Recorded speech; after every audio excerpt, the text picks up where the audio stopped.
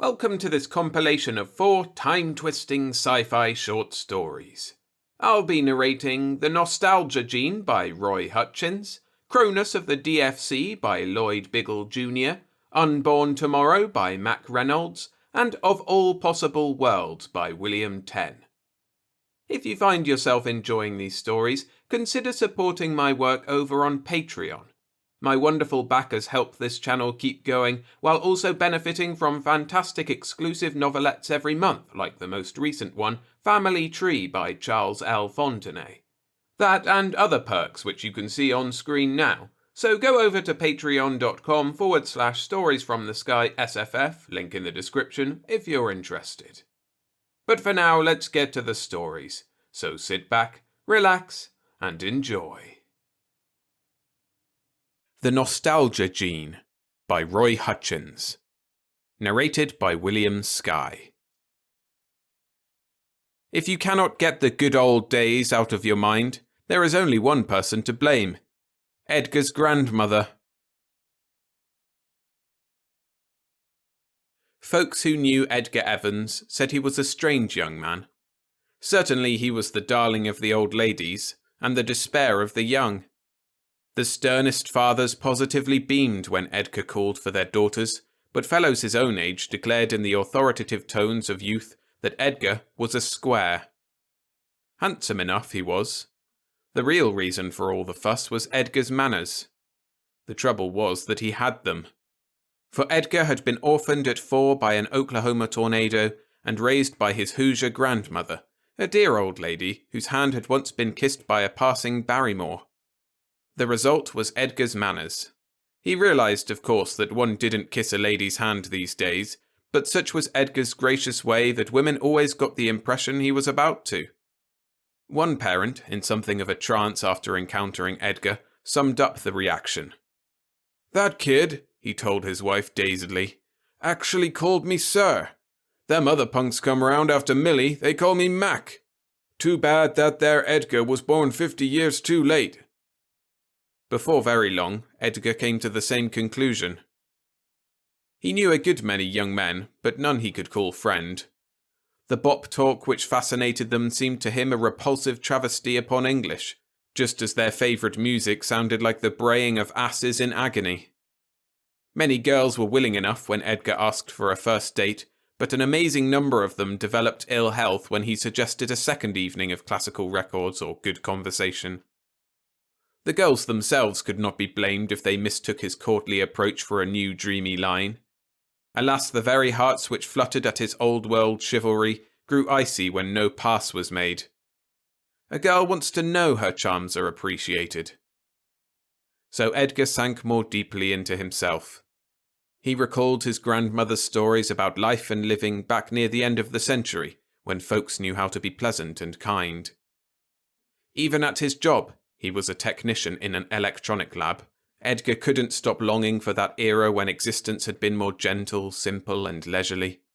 His social life virtually ceased. "Man, you ain't livin'," said one of the technicians he worked with. "We're gonna buzz a few dives tonight. Why not drag it along with us?" Edgar blanched. "Thank you, just the same, but I have some work to do." After a while, naturally, they stopped asking.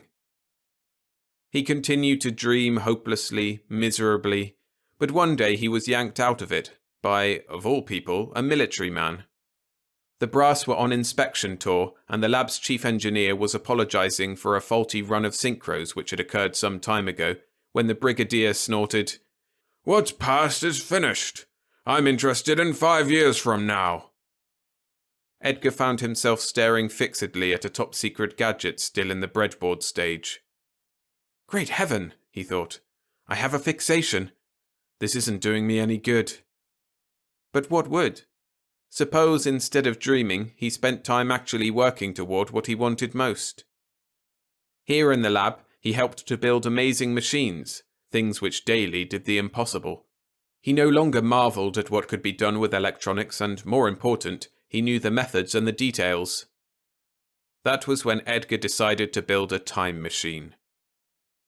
It was 2 months before he touched a transformer or a capacitor, and during that period he did nothing but try to answer the question, what is time? How could he overcome it, or change its flow, or whatever had to be done? He read everything he could find on the subject, from Dr. Cagliostro to Dr. Einstein, without gaining much insight. Many a midnight, when his neck muscles ached from trying to hold up his throbbing head, he caught himself dreaming of grandmother's wonderful stories. And every time he forced himself furiously back to the books, but he couldn't stop the nostalgia entirely. It was in him. Eventually, Edgar came to think of time as an infinite series through which the universe was constantly expanding. Something like a set of stop-motion photos taken microseconds apart, each complete, the changes becoming apparent only when they are viewed in sequence. He was wrong, of course, but that was unimportant. Time must therefore be a function of human motion and consciousness, Edgar reasoned, and that was important. "That's it!" he exclaimed, and then apologized gracefully to the elderly gentleman glaring across the library table. Now that he knew what his time machine must do, he could begin building, adapting circuits, experimenting. Obviously, consciousness could move forward through the series only, hence consciousness must be completely suspended, as in death, to move back in time. It required some heartbreaking months for Edgar to learn that brainwaves couldn't be stopped, but that the simple trick of introducing random electrical noise suspended all the brain functions. "Fudge!" cursed Edgar, thinking of the wasted time. Only a man filled with the longing which obsessed Edgar could have found the aching perseverance and brain-wrenching ingenuity the job needed. Only a man driven by a terrible master that rode in his glands. But 4 months later, he stood with his hand on a switch, sweating with nervous excitement as he eyed the spot from which a live rabbit had just disappeared. The rabbit was on the table, but he was there an hour ago, and Edgar was here now, so the table appeared empty. He pressed another switch, and there was the bunny, wriggling its soft nose in perplexity, but perfectly healthy. Edgar's own trip, of course, would be strictly one way since the machine stayed in the present. He could be brought back only if he stepped into its field on a date for which the machine was set, and he had absolutely no intention of venturing near this vicinity again once his aim was accomplished.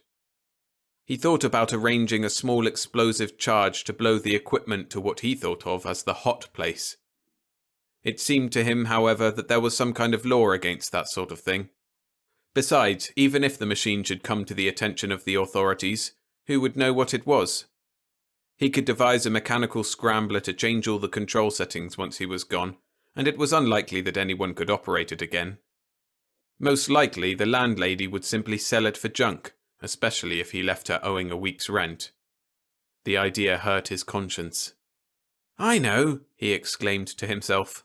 "I'll buy a bank check and arrange to have the bank mail it to her a month after I've left." He felt much better about that. 3 weeks later, Edgar Evans was the newest boarder at Mrs. Peterson's, on Elm Avenue in Greencastle, Indiana. He had arrived on April 3rd, 1893, the day after Easter, and already he was being referred to as "that nice young man staying at Emma's." Edgar snuggled into the life of the 90s like a showgirl into mink. He went to work as a clerk in Cloud's Emporium, and was soon regarded as logical choice for the next manager. Anxious mamas filled his evening with dinner invitations and at-homes, and he had a dazzling choice of partners for the numerous socials. Edgar waltzed his partners with zest and propriety, contributed a determined tenor at parlour sings, and sampled dozens of cakes and pies baked by maidens bent on winning his heart via the traditional route. And always he had a gracious compliment, an appropriate phrase for every situation. Within a month, the entire feminine population of Greencastle was his for the asking, though he'd never have recognised nor admitted the fact. The men sought his company too, and even asked his advice on how to win their girls back from him. Edgar, almost sick with happiness, told them, of course. On the 11th of November, he was sick with something else. He went to bed with a fever right after getting home from the Emporium, Mrs. Peterson hovering helplessly with offers of hot broth or tea. But Edgar felt hot and dry, and his side hurt when he breathed. "I don't want anything, thank you," he gasped politely. By the next noon, when the alarmed Emma Peterson had Dr. Ward in, Edgar was barely conscious. Dr. Ward frowned, ordered hot water bottles, and gave Edgar a huge dose of hot whiskey with lemon. "Penicillin, please," whispered Edgar painfully. "Or sulphur. It's pneumonia, isn't it?" "Poor fellow's delirious," said the doctor to Mrs. Peterson. Edgar realized dimly that he had made a blunder, but that no one would know. Then the fever took over, and he blanked out. Dr. Ward claimed ever afterward that clean living was what pulled Edgar through. The fact that he wasn't conditioned to liquor gave the medicinal whiskey virgin ground to work in. All Edgar knew was that he came to and found himself so weak that he could scarcely speak. Mrs. Peterson and her daughter, Marta, bustled in and out to care for him. He hadn't paid particular attention to Marta before, but in the days of lying helpless and being literally spoon-fed, he began to know her very well. Marta was a plain girl, he had thought, but he had never seen her private smile before. Marta was rather dumpy, he had thought, but he had never watched her bend to pick something up or twist to reach for a medicine bottle. Her dresses, he discovered, were deliberately all wrong for her. Mrs. Peterson had no intention of disturbing her boarders unnecessarily. In the shocking intimacy of his bedroom, Edgar was increasingly disturbed. Marta was unfailingly cheerful, eager to wait on him. Every half hour he heard her step in the hall. "Hello," Marta would say, sweeping lightly to his bedside. "How's our patient now? Feeling better? Oh dear, do let me just straighten that sheet. It's all wrinkled. Would you like some milk or some fruit?"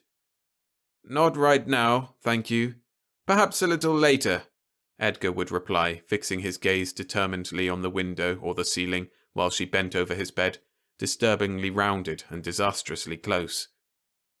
And as Edgar's recovery progressed, Mrs. Peterson dropped more and more into the background. On the day Dr. Ward said he might try sitting up for a while, it was Marta who stood by for the experiment. Edgar started nobly, made about a foot of arc by himself, and faltered.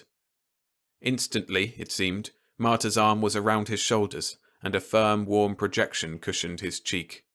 He very nearly collapsed, but she sat him up. 3 days later, he held her hand for a moment, and though she blushed, she didn't draw it away in a hurry. After a proper interval, their engagement was announced. Half the maidens in Greencastle wept in the privacy of their pillows that night. Edgar had had a serious problem and solved it. He had found the right girl and married her. This should be the end of his story, and it would be, except for 2 things: Edgar's gene and the date of his birth. Edgar's gene came from his grandmother via his father. The stories that gentle old lady told her orphaned grandson were the only outlet she had for her own powerful urge to turn back the times. And there had always been someone in the family who bemoaned the passing of the good old days, so strongly and constantly as to bore others to the verge of violence. Back even a few decades, no carrier of the nostalgia gene had any outlet but conversation and dreams. Edgar, though, was born to an age where science provided the knowledge and the equipment for him to find the practical solution. If Edgar's gene had carried any other trait, red hair, placidity, or haemophilia, for instance, or if it had been recessive instead of dominant, this might have been a very different world. But the result was inevitable from the moment of Edgar's birth and the chain of events that proved it was as flawless as the steps of Gauss's theorem. He prospered after he and Marta were married. In 3 short years he was made manager of Cloud's Emporium, and just before that, Marta had surprised him with a daughter. Surprised him because he was certain of a son. He wasn't inclined to be stubborn about it, however, and when the child put a pudgy little hand up to his cheek in a gesture that was probably caused by reflex or gas pains, he was completely won. When little Emma reached 3, she was incurably addicted to bedtime stories, though only those concerning knights in armour and their ladies fair. Edgar grew to hate the names of Arthur and Galahad, but if he tried to tell a different story, his daughter had her own way of stopping him.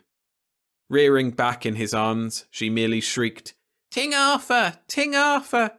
until she turned blue, at which point Edgar always gave in. There was no doubt that little Emma had inherited the gene. In 1906, Old Cloud made Edgar a full partner in the Emporium, and just 11 years later, little Emma wrote home from New York City with the shocking news that she was engaged to a doughboy from Brooklyn. Edgar and Marta rushed east to unmask the scoundrel, praying they would be in time to save Emma's honor. The scoundrel, when unmasked, was a mechanic with weak eyes and a passion for poetry, who was completely miserable in the infantry. His manners were acceptable, and he had enough intelligence to let Edgar beat him thoroughly at cribbage, whereupon Edgar offered to finance the opening of a garage in Greencastle if the young folks would move back there when Jim's hitch in the army was finished. "Emma is all we have," said Edgar in his classic style. "It's quite lonesome back home for Mother and me since she's been in the city. We should like to know that you and, later on, our grandchildren will be settling in a home near us."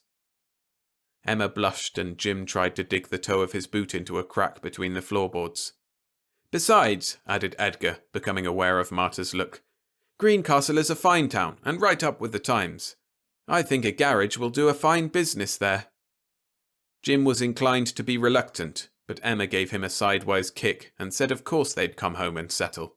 She gave Edgar a big hug and a kiss, and he beamed on everybody for the rest of the evening. A few months later, Jim's weak eyes caused him to pass a colonel without saluting, and within days he had a medical discharge. Emma and the garage were waiting in Greencastle, so Jim took the first train. In 19 and in 21, Emma produced grandsons, delighting everyone and especially Edgar. Emma herself was thoroughly puzzled when the boys reached the age for bedtime stories. She discovered that they were not particularly interested in tales of bold knights and fair ladies. She would have been happy to recite the legends of Arthur every night, but the boys, it seemed, preferred even poor poetry to a good stirring joust. Edgar privately decided that Jim's poetry gene had proved more dominant than his own, which was perhaps just as well. Though not interested in making a fortune, Edgar nevertheless did well financially, using his knowledge of the 20s as an investment guide. Jim's garage prospered, and he opened another, while his father-in-law multiplied his spare cash in the stock market. In July of 1929, Edgar suddenly retrenched for both of them, went bearish, and arranged to sell short a number of important shares. The entire family protested that he was losing his mind, but Edgar was firm. By November 1st, they were amazed, horrified, and rich. The following year, Emma gave Jim the daughter he had wanted, and within 3 years it was apparent to Edgar that tiny Susan carried the gene. From the first time Grandpa experimentally told her a story of the 90s, she wanted no others. Her mother found this also rather difficult to understand, but at least the 90s were in the past, which was better than poetry. On a day in 1935, Edgar found himself pondering with a fierce intentness he had not used since 1959, when he built the time machine. Today, August 5th, was his 66th birthday, but it was also the day he was born. It was impossible not to wonder. 42 years ago, or 24 from now, he had not bothered to think about possible consequences, so strong and simple had been his urge to go back. But today, would he, the father of one and grandfather of 3, be wiped out the instant Edgar Evans was born? Or would no baby of that name be born in the tiny Oklahoma town? He had been born in the morning, and when this particular morning passed like any other, Edgar felt considerably better. Cogito ergo sum, he thought. I think, therefore I am. A comforting philosophy. But what about the baby? So Edgar, nervous but understandably curious, sent a discreetly worded wire and learned before long that he had indeed been born on schedule. The more he thought about it, the less reason he could see why it should be otherwise. A baby born in another part of the country had been given the same name as his. There was certainly no traceable relationship, and nearly everyone has a namesake somewhere. Not wishing to be institutionalized, Edgar had never hinted to anyone, not even Marta, the secret of his past. He had invented a convenient and plausible history, but used it only when necessary, and then sparingly. But now he was thinking of his granddaughter, Susan. Susan carried the gene. At 5, she insisted on dressing her dolls in the costumes of 40 years ago.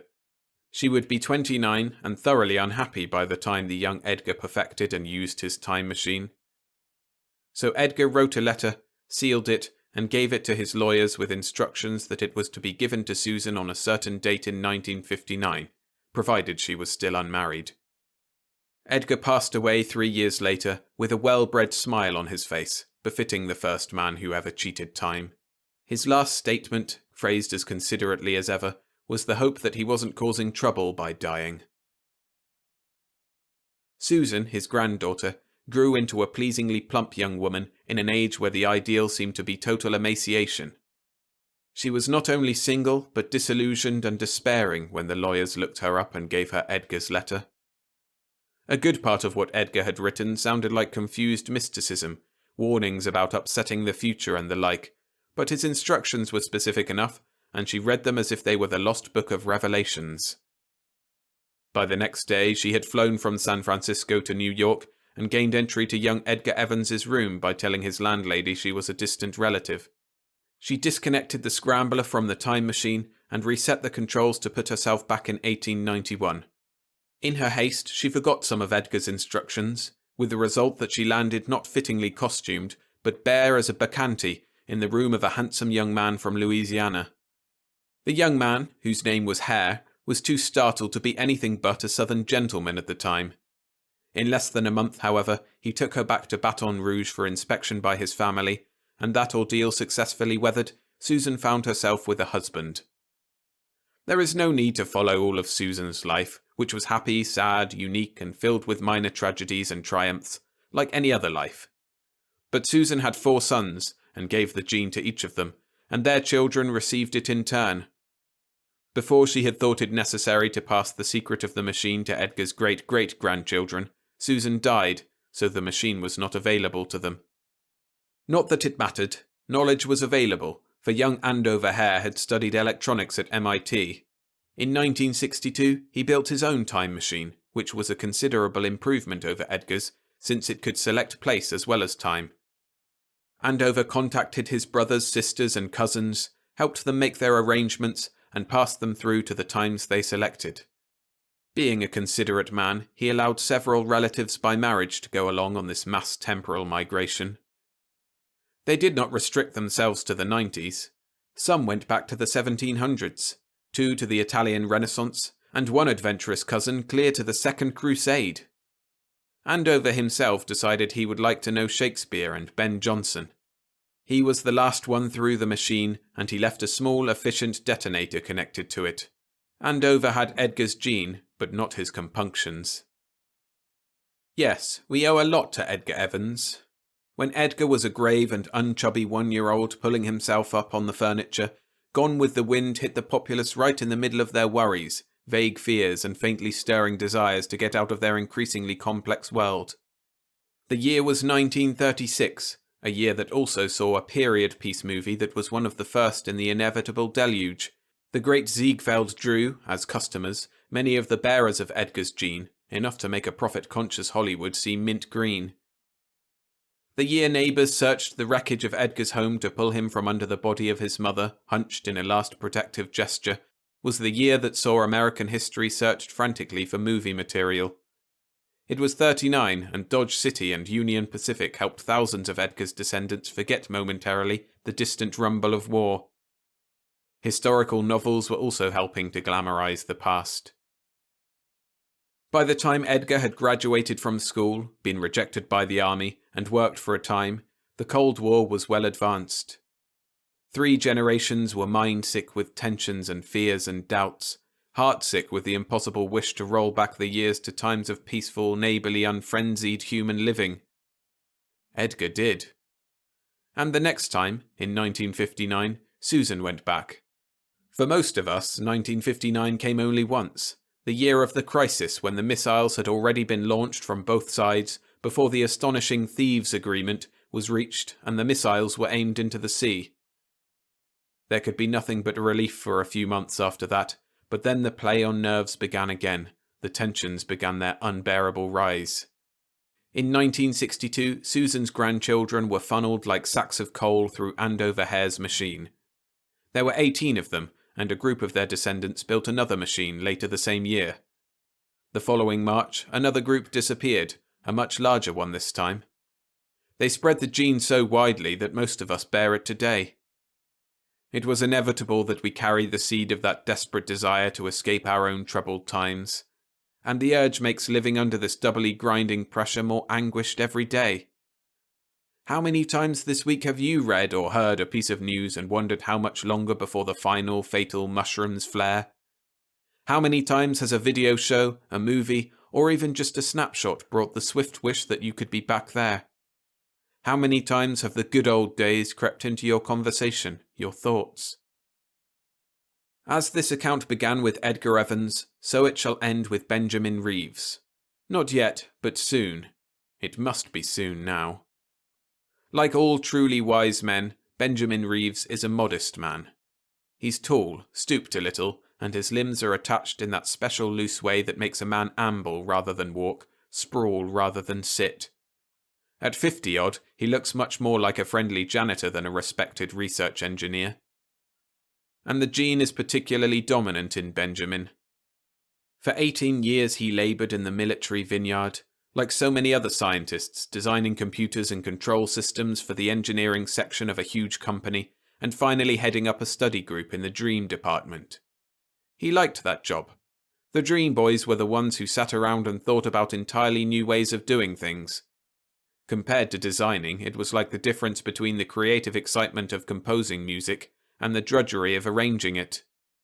But even while working on deadly machines for the future, Benjamin couldn't stop dreaming about the past, any more than Edgar Evans had. Then, after 18 years, Benjamin was fired. The military had asked for a new study on the question of how many enemy missiles might get through the early warning and intercept rings and reach the cities. What specifically can we do to protect our people? When the study was finished, a huge brass-bound conference was staged at the lab and everybody was expectant. "We have a single recommendation," said Benjamin calmly, and they were quiet, for Benjamin and his group were the big brains. "At the earliest warning, tell everybody to run like hell." So the lab fired him, though the public statement read that he was resigning to pursue independent research. Benjamin was shocked at first, and hurt, but dinner and party invitations came as often as ever from his old associates, and their wives went right on with that ancient game of trying to find the right girl for the bachelor friend. He would never mention it, of course, but the girls nowadays seemed too direct and aggressive for him. They lacked that womanly modesty or engaging demureness that girls reportedly had once possessed. He wished. Offers came in from other companies, but Benjamin had money enough for a while, and he began experimenting with some ideas. When his lawyer and banker discovered he'd given away 2 new colour TV circuits, however, there was a blow-up and Benjamin found himself incorporated. It made no difference. He could still experiment as he pleased. He had his many friends and constantly made more. If enough money rolled in to make him moderately wealthy, let the lawyer worry about it. After he came up with the Ben Reeves capacitor in 1961, his wealth was more than moderate. That thumb-sized gadget delivered the power of 100 storage batteries and was the answer to 1,000 engineering problems. All down the bad years, Benjamin had read the papers and wondered and suffered through the tensions of the nerve war like the rest of us. Perhaps it was a little worse for him, because he knew the classified secrets, knew to the decimal point the percentage of missiles that would get through our defences. Steadily the urge grew stronger to get out of this world gone suicidally awry. He had the money, and he had the time. An efficient business manager took care of the new plant that produced the Ben Reeves capacitor. He built his first machine in 1962, a month before Andover Hare took his own near relatives back into time with him. But that wasn't enough for Benjamin. He was a scientist where Andover was a student and Edgar Evans an amateur experimenter. Benjamin couldn't forget the millions who yearned with him. For Benjamin, the mere machine wasn't an answer. He went back through the years himself several times, but always he returned and worked harder. And there came the day, a year ago, when his work shifted suddenly to maps and population indices. If you live within 40 miles of the most populous cities, you should know that somewhere in that city is a very plain suitcase, which is at once an answer to your prayers and to those strange nostalgic desires you've felt. It may be in a rented room or a storage warehouse, or in the attic of one of the many friends Benjamin Reeves has made. Wherever it is, you are under its influence thanks to Benjamin's work. And every other day now, in a closed-off room at the Ben Reeves plant, technicians finish assembling another group of strange circuits, which goes into another plain suitcase to be sent to yet another city, chosen on the basis of population versus importance as a target. The technicians are learning speed. Be thankful for that, if you love your fellow man as Benjamin does. At first they turned out only one machine a week. Soon it will be one a day, then 2, 4. Benjamin doesn't go out anymore. He's always within hearing of the receiver turned to the warning networks, within reach of the red button that will someday send out a coded signal. Did you read about the situation in this morning's papers? It looks like another crisis in the making, and maybe this time neither side will back down. Pray for a year's time, if you're the praying kind. But whenever the missiles come, Benjamin will press the red button at the first warning. The temporal field lasts only a millisecond, and the missiles won't be stopped, of course, but every city with a suitcase will be empty when they strike. If the crisis holds off for a year, Benjamin figures we'll all go back together, each city and town to a different time, but all before 1900. It's hard to wait even a year when you have the gene gnawing and nagging inside you. Edgar Evans, who started it, couldn't wait. Andover Hare refused to go back alone. Benjamin Reeves, with the same gene, was unable to forget what he told the military. Run like hell, and all the folks like us who couldn't. So Benjamin found us the ultimate way to run, and to satisfy our dream in the running. Not yet, but soon now. See you back there.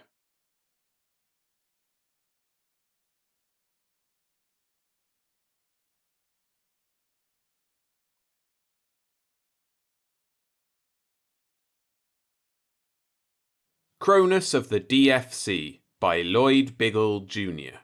Narrated by William Skye. She was wonderful, and Forsden was in love. But he'd seen the future, and knew that in 5 days she was slated for murder. A bright sunny day in May, and a new job for me. I found the room in the basement of police headquarters, a big room with freshly stenciled letters D.F.C. on the door, and an unholy conglomeration of tubes, wires, and dials bulking large in one corner. A bright young police cadet sat at a desk in the centre of the room. "Are you Mr. Forsden?" I nodded and dumped my bag beside the desk. "Captain Marks is waiting for you," he said, and jerked his head toward a door to the rear. Captain Marks had his office in a cubbyhole off the main room.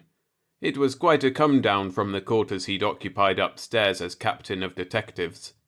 He'd held on to that job past his retirement age, and when they were about to throw him out on his ear, D.F.C. came along and he jumped at it. The captain was not the retiring type. His door was open and he waved me in. "Sit down, Forsden," he said. "Welcome to the Department of Future Crime." I sat down and he looked me over. A lean, hard face, closely cropped white hair and steely grey eyes that looked through a man rather than at him. Small, 5'7", 140 pounds. You looked at him and wondered how he'd ever gotten on the force in the first place until you saw his eyes. I'd never felt comfortable in his presence.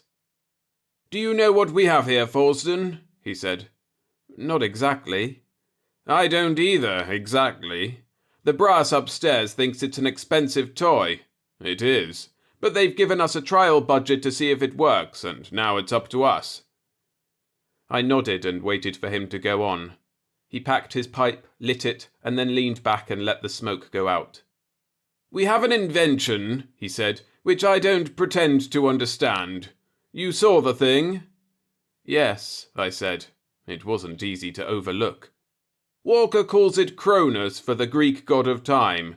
It gives us random glances around the city on what looks like a large TV screen. Random glances into the future." He paused for dramatic effect, and I probably disappointed him. I already knew that much. "The picture is hazy," he went on, "and sometimes we have a hell of a time figuring out the location of whatever it is we're looking at. We also have trouble pinpointing the time of an event, but we can't deny the potential. We've been in operation for 3 weeks, and already we've seen half a dozen hold-ups days before they happened."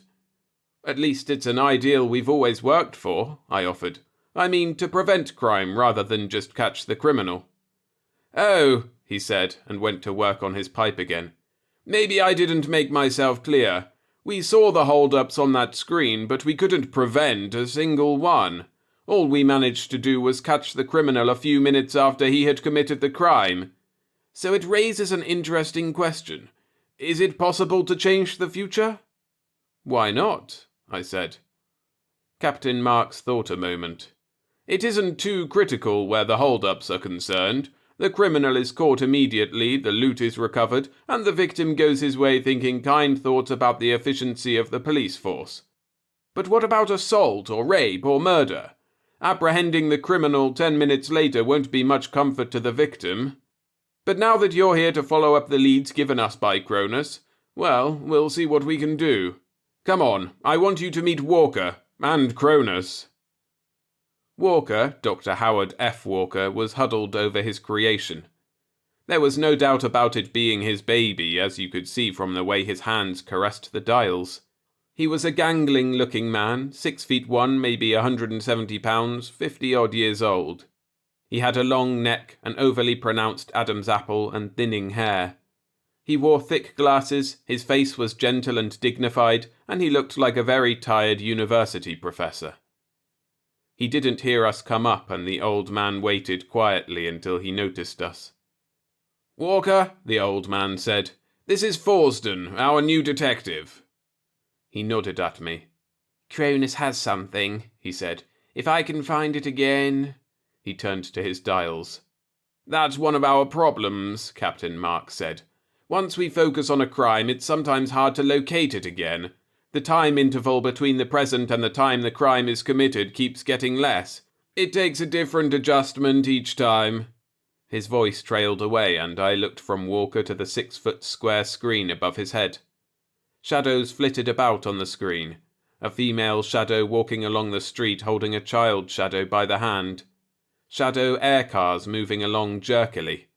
A row of male shadows grotesquely posed along a bar, their glasses making bright blotches in the picture. A room and a female shadow moving around a table.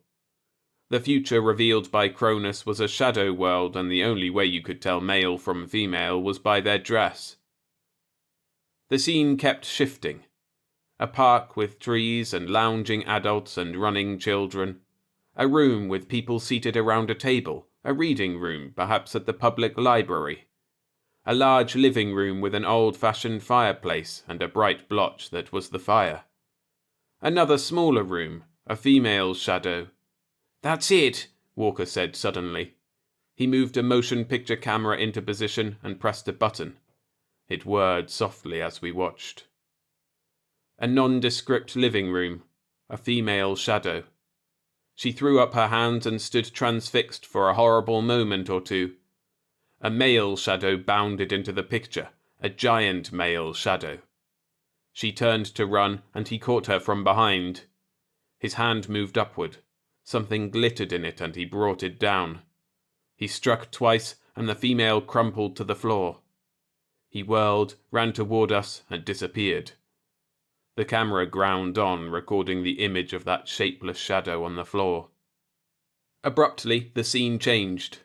A restaurant with crowded tables and jerkily moving robot servers. Walker swore softly and turned off the camera. "That's all I got before," he said. "If I could come on it from a different angle, maybe we could locate the place." "When?" the captain asked. 7 to 12 days. It hit me then like a solid wallop on the jaw. I'd been looking into the future. "Plenty of time," the captain said, "but not much to go on." He looked at me. "What do you think?" "Might be able to identify the man," I said.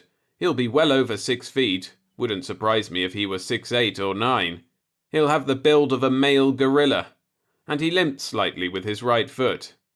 Not bad. Anything else? It's an apartment or a hotel room, I said. I'd guess an apartment. The scanner screen by the door means it's either relatively new or it's been remodeled. The living room has a corner location with windows on two sides. It's hard to say for certain, but I believe there's an old-fashioned sofa, one of those with a back on it, along the far wall. Walker slumped into a chair. You make me feel better, he said. I thought there was next to nothing to go on. Captain Marks nodded. But you missed one thing. What's that? Our assailant is left-handed. Also, the limp may be something temporary. All right, Forston, it's all yours. 7 to 12 days, and you better plan on 7. He went back to his office, and I looked at Walker. Can you give me any idea at all as to the location? I can draw you a circle on the map, but it's only about 50-50 that you'll find the place inside the circle. That's better than nothing. There is one thing, Walker said. I'd like to have you wear this, everywhere. A band of elastic with what looked like dark beads placed on it at intervals. It's an armband, Walker said. Cronus picks up these beads as bright spots, so I'll be able to identify you if you show up on the screen. I hesitated, and he said, The captain wears one. We know it works because Cronus has picked him up twice. I took the armband and slipped it on. I sat down with the map and a directory and worked until a technician came back with the developed film. Walker was still perspiring in front of Cronus. He hadn't been able to focus on the crime a third time. The captain's door was closed and his nasal voice was rattling the door as he bellowed into his telephone. I pulled the curtains to darken one corner of the room and fed the film into a projection machine. I ran the film 10 times without coming up with anything new. I couldn't make out the number on the door. I also couldn't decide whether the assailant was a chance prowler or someone known to the victim. I stopped the camera and made a sketch of the room from what I could make out in the way of furnishings. The captain came barging out of his office, took a quick look at my sketch, and nodded approval. We'll find the apartment, he said. Then our troubles will really start. I couldn't see that, and I told him so. I figured our troubles would be nearly over if we found the apartment. You think it's possible to prevent this crime, he said. I don't. Even if we find the apartment and identify the man and woman, the crime is still going to happen. Why? I said. Look at it this way. If we prevent the crime, it's not going to happen, right? Right. And if it's not going to happen, Cronus wouldn't show it to us. All you see on that screen is what will happen. As far as Cronus is concerned, it already has happened. Preventing it is like trying to change the past. We can try, I said. Yes, we can try. The regular force will help us on this one. A team of detectives is waiting outside. Tell them what you want done. I wanted an apartment living room with a corner location and a door scanner. It wasn't as bad as it sounded. The scanner was a new gadget at that time. Not many apartment buildings would have it. There was always the chance, of course, that an individual had had one installed on his own, but that was a worry I could postpone. I put in a hectic day of trudging through apartment buildings and squabbling with superintendents, but we found it the next morning in a stubby little 7-story building on South Central. It was one of those apartment buildings that went up way back in 1990 when the city decided it couldn't afford the luxury of open spaces and opened part of Old Central Park to apartment buildings. This one was a midget among the other buildings in that development, but it had been remodeled recently. It had scanner screens. After the usual protests, the superintendent showed me around. Most of the occupants weren't home. He let me into a rear apartment on the 6th floor and I took one look and caught my breath. I pulled out my sketch, though I had it memorized by this time, and moved across the room to get the right angle. The sofa was there. It was an old-fashioned job with a back. What had been a bright blotch in the picture turned out to be a mirror. A blur by the sofa was a low table. A chair was in the wrong place, but that could have been moved. What was I thinking about? It was going to be moved. Every detail checked. Stella Emerson, the superintendent said. Miss Stella Emerson, I think. She never gave me no trouble. Something wrong? Not a thing, I said. I want some information from her. I dunno when she's home. Her next-door neighbour did. I went back to headquarters and picked up the loose ends on the attempt to identify our assailant-to-be. No luck. And at 6 o'clock that evening, I was having a cup of coffee with Miss Stella Emerson. She was the sort of person it's always a joy to interview. Alert, understanding, cooperative, none of that petty temperamental business about invasion of privacy. She was brunette and 26 or 27, maybe 5'4", 110 pounds. The pounds were well distributed and she was darned nice looking. She served the coffee on the low table by the sofa and sat back with her cup in her hand. You wanted information, she said. I fingered my own cup, but I didn't lift it. I'd like to have you think carefully, I said, and see if you've ever known a man who matches this description. He's big, really big, heavy set, maybe 6'8" or 9. He's left-handed. He might walk with a slight limp in his right foot. She set her cup down with a bang. Why, that sounds like Mike. Mike Gregory. I haven't seen him for years. Not since... I took a deep breath and wrote Mike Gregory in my notebook. Where was he when you saw him last? On Mars. I was there for 2 years with civil service. Mike was a sort of general handyman around the administration building. Do you know where he is now? As far as I know, he's still on Mars. My coffee was scalding hot, but I didn't notice as I gulped it down. I'd like to know everything you can tell me about this Mike Gregory, I said. May I take you to dinner? As my dad used to say, there's nothing like mixing business with pleasure. She suggested the place, a queer little restaurant in the basement of a nearby apartment building. There were lighted candles on the tables, the first candles I'd seen since I was a child. The waitress wore odd costumes with handkerchiefs wrapped around their heads. An old man sat off in one corner scraping on a violin. It was almost weird. But the food was good, and Stella Emerson was good company. Unfortunately, her mind was on Mike Gregory. Is Mike in trouble? She said. He always seemed like such a gentle, considerate person. I thought of the knife-wielding shadow and shuddered. How well did you know him? I said. Not too well. He stopped to talk with me now and then. I never saw him except at work. Was he interested in you? She blushed. It was also the first blush I had seen in so long I couldn't remember when. I had heard it said that the blush went out when women did away with their two-piece bathing suits and started wearing trunks like the men. I'm telling you, you can't have any idea about what's wrong with our scientific civilization until you've seen a girl blush by candlelight. I suppose he was, she said. He kept asking me to go places with him. I felt sorry for him. He seemed such a grotesque person, but I didn't want to encourage him. You're certain about the limp? Oh, yes, it was very noticeable. And about his being left-handed? She thought for a moment. No, I'm not certain about that. He could have been, I suppose, but I don't think I ever noticed. Is there anything else you remember about him? She shook her head slowly. Not much, I'm afraid. He was just a person who came through the office now and then. He had an odd way of talking. He spoke very slowly. He separated his words just like this. Most of the girls laughed at him, and when they did, he'd turn around and walk away without saying anything. And oh, yes, sometimes he'd talk about California. I guess that was where he was from. I never found out anything about his personal life. But you didn't laugh at him? No, I couldn't laugh at him. He was just too pathetic. Have you heard from him since you came back? He sent me a Christmas card once. He didn't know my address on Earth, so he sent it to the office on Mars so it would be forwarded.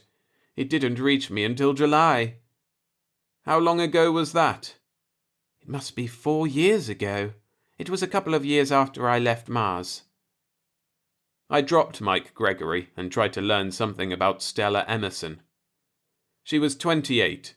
She'd worked for 2 years on Mars, and then she came back and got a job as private secretary with a small firm manufacturing plastic textiles.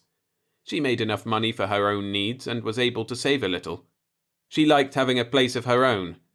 She had a sister in Boston and an aunt over in Newark, and they visited her occasionally. She led a quiet life with books and visits to the art institute and working with her hobby, which was photography. It all sounded wonderful to me. The quiet life. A detective gets enough excitement on the job. If he can't relax at home, he's going to be a blight on the mortality tables. We were on our second cup of coffee by then, and I motioned the old fiddler over to our table. His bloodshot eyes peered out over a 2-week growth of beard. I slipped him a $1 bill. How about giving us a melody? He gave us a clumsy serenade, and Stella reacted just as I'd hoped she would. She blushed furiously and kept right on blushing, and I just leaned back and enjoyed it. I took her back to her apartment and said a friendly farewell at her door. We shook hands, and she didn't invite me to spend the night with her, which was just as refreshing. I rode the elevator with chiming bells and a wisp of the old man's music floating through my mind. I stepped out on the ground level, walked dreamily out the door, and hailed an air cab with my pocket signal. And just as I was about to step in, it stabbed me like the flickering knife on Cronus's screen. She was a wonderful girl, and I was falling for her, and in 7 to 12 days, no, nearer, 5 to 10 days now, she was going to be murdered. Something wrong? The driver said. I flashed my credentials. Police headquarters, I said. Use the emergency altitude. Walker was crouched in front of Cronus, perspiring as usual, but looking infinitely more tired. No matter what time I came in, he always seemed to be there, or there was a note saying he was down in his lab in the sub-basement. I haven't found it again, he said. That's all right, we can manage with what we have. He frowned irritably. It's important, confound it. This is just an experimental model, and it's maddeningly inefficient. With money and research facilities, we could produce one that would really work, but we can't get that kind of support by predicting a few piddling hold-ups. But a murder now, that would make someone sit up and take notice. Stop worrying about your dratted Cronus, I snapped. I don't give a damn about that pile of junk. There's a girl's life to be saved. It was unfair, but he didn't object. Yes, of course, he said. The girl's life. But if I can't get more information... I found the apartment, I told him, and I found the girl. But the man is supposed to be on Mars. It doesn't figure, but it's something to work on. I called the captain and gave him my report.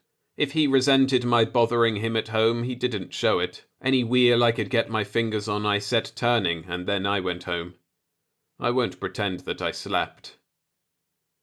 By morning, we had a complete report from the Colonial Administration on Michael Roland Gregory. Fingerprints, photos, detailed description, complete with limp and left-handedness. The works.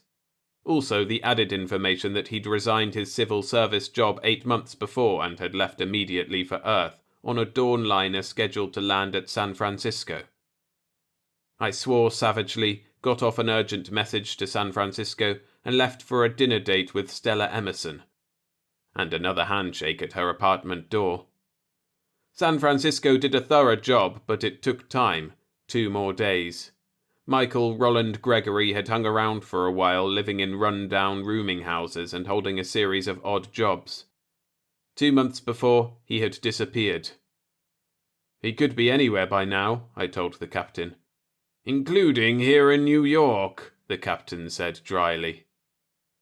2 to 7 days. I took Stella back to her apartment after our dinner date, and in front of the door I said, Stella, I like you. She blushed wonderfully. I like you too, Jim. Then do me a favour, a very special favour. Her blush deepened with an overlay of panic. I'd like to, Jim, because I like you, but I can't. It's hard to explain, but I've always told myself that unless I marry a man—" I leaned against the wall and laughed helplessly while her eyes widened in amazement. Then I dispensed with the handshaking. She clung to me, and it might have been her first kiss. In fact, it was. "I don't just like you, darling," I said. "I love you. And that wasn't the favour I was going to ask. You said you have an aunt over in Newark. I want you to stay with her for a while, for a week or so." "But why?" "Will you trust me? I can't tell you anything except that you're in danger here." "You mean Mike?" "I'm afraid so." "It's hard to believe that Mike would want to harm me. But if you think it's important—" "I do. Will you call your aunt now and make the arrangements? I'll take you over tonight." She packed some things and I took her to Newark in an air cab. Her aunt was hospitable and cooperative, albeit a little confused. I checked her apartment thoroughly. I was taking no chances that the aunt's living room could be the potential scene of the crime. It wasn't, no similarity. "Promise me," I said, "that you won't go back to your apartment for any reason until I tell you it's all right." "I promise. But I may need some more things." "Make a list and I'll have a policewoman pick them up for you." "All right." I arranged with the superintendent of her apartment building to have the lights in her apartment turned on each evening and turned off at an appropriate time. I put a stakeout on her apartment building and on her aunt's. I got a detective assigned to shadow her, though she didn't know it, of course. Then it was 0 to 5 days, and I was quietly going nuts. 0 to 4 days. I walked into the D.F.C room and Walker swarmed all over me. "I found it again," he said. "Anything new?" "No, just the same thing. Exactly the same." "When?" 2 to 3 days. I sat down wearily and stared at Cronus. The screen was blank. "How did you manage to invent that thing?" I said. "I didn't really invent it. I just discovered it. I was tinkering with a TV set and I changed some circuits and added a lot of gadgets just for the hell of it. The pictures I got were darned poor, but they didn't seem to be coming from any known station or a combination of stations since they kept changing. That was interesting, so I kept working on it. Then one day the screen showed me a big air car smash-up. There were about 10 units involved, and I told myself, boy, these Class D pictures are really overdoing it. About a week later I opened my morning paper, and there was the same smash-up on page 1. It took a long time to get anybody interested." He stopped suddenly as the captain came charging out of his office. "Brooklyn," he called. "Gregory was living in a rooming house in Brooklyn. He left 3 weeks ago." A lead with a dead end. No one knew where he'd gone. It proved that he was somewhere in the vicinity of New York City, but I don't think any of us ever doubted that. "One thing is interesting," the captain said. "He's using his own name. No reason why he shouldn't, of course. He's not a criminal, but he is a potential criminal, and he doesn't know that." I saw suddenly that we had a double problem. We had to protect Stella from Gregory, but we also had to protect Gregory from himself. If we could find him. "There's not much we can do," I said, "but keep on looking." It was what Walker called the critical period. Something had to happen on this day or the next, or Cronus was a monkey's Dutch uncle. "If we could only pick Gregory up and hold him for a couple of days, maybe we could beat this," I told the captain. "We've eliminated Stella Emerson, we've locked the apartment, and caging Gregory should snap the last thread." He laughed sarcastically. "You think that would solve the problem? Listen, we spotted a hold-up and I recognized the crook. He had a long record. I had him picked up and he was carrying a gun, so we slapped him in jail on a concealed weapons charge. He escaped, got another gun, and committed the hold-up right on schedule. I'm telling you, Cronus shows exactly how the future is. We can't change it. I'm working as hard as anyone else to prevent this, but I know for a certainty that sometime today or tomorrow the girl and Gregory are going to meet in that apartment, or in one exactly like it. We're going to change it this time, I said. On my way out, I stopped for a good look at Cronus. Nothing but a monster would give you a murderer and a victim and the place and approximate time and make you completely helpless to do anything about it. I felt like giving Cronus a firm kick in a vital part of its anatomy. I called off my dinner date with Stella and prowled around Manhattan looking for a big man with a pronounced limp. One speck of dust among the millions. I noticed with satisfaction that I was not alone in my search. Aircars were swooping in low for a quick look at pedestrians. Foot patrolmen were scrutinizing every passer-by, and detectives would be making the rounds of the rooming houses and hotels with photographs. Cab and bus drivers would be alerted. For a man who had no reason to hide, Michael Roland Gregory was doing an expert job of keeping out of sight. I radioed police headquarters at 10 p.m. and the captain's voice exploded at me. "Where the hell have you been? The stakeout at the girl's apartment got Gregory. They're bringing him in." I cut off without any of the formalities and sprinted. I tore down the corridor to the D.F.C room and burst in on what might have been a funeral celebration. Walker sat with his face in his hands and the captain was pacing in a tight circle. "He got away," the captain snarled. "Snapped the handcuffs like toothpicks, beat up his escort and ran.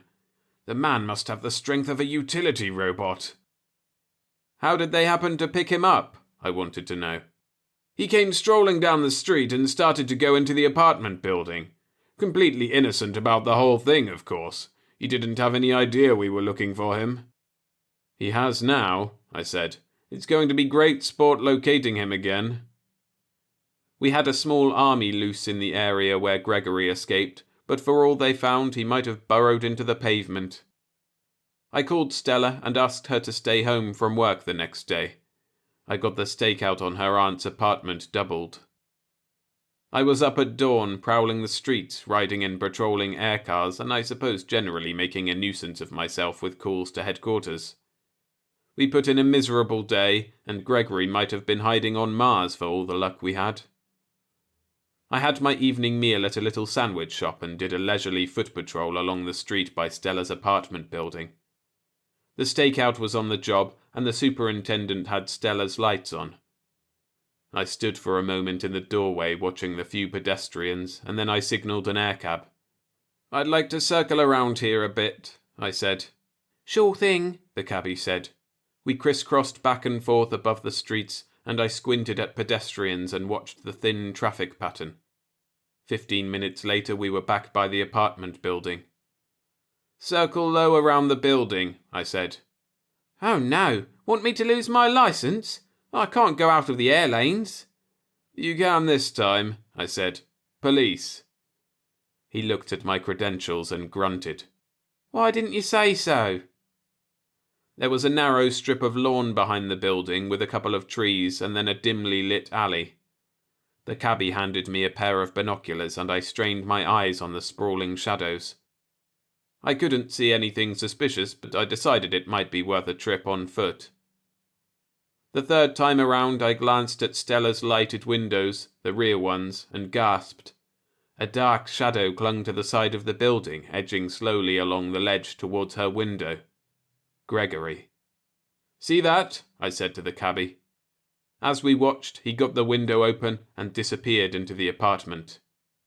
I tried to radio the men on the stakeout and couldn't rouse them. I called headquarters. Both Walker and Captain Marks were out. They would be back in a few minutes, but I didn't have minutes left. "Skip it," I said. I snapped out a description of the situation and cut off. "Can you get close enough to get me through that window?" I asked the cabbie. "I can try," he said, "but watch your step, fella. It's a long drop." He hovered close and I grabbed the edge of the window and pulled myself through. Gregory faced me across the living room, a bewildered, panicky look on his huge, childlike face.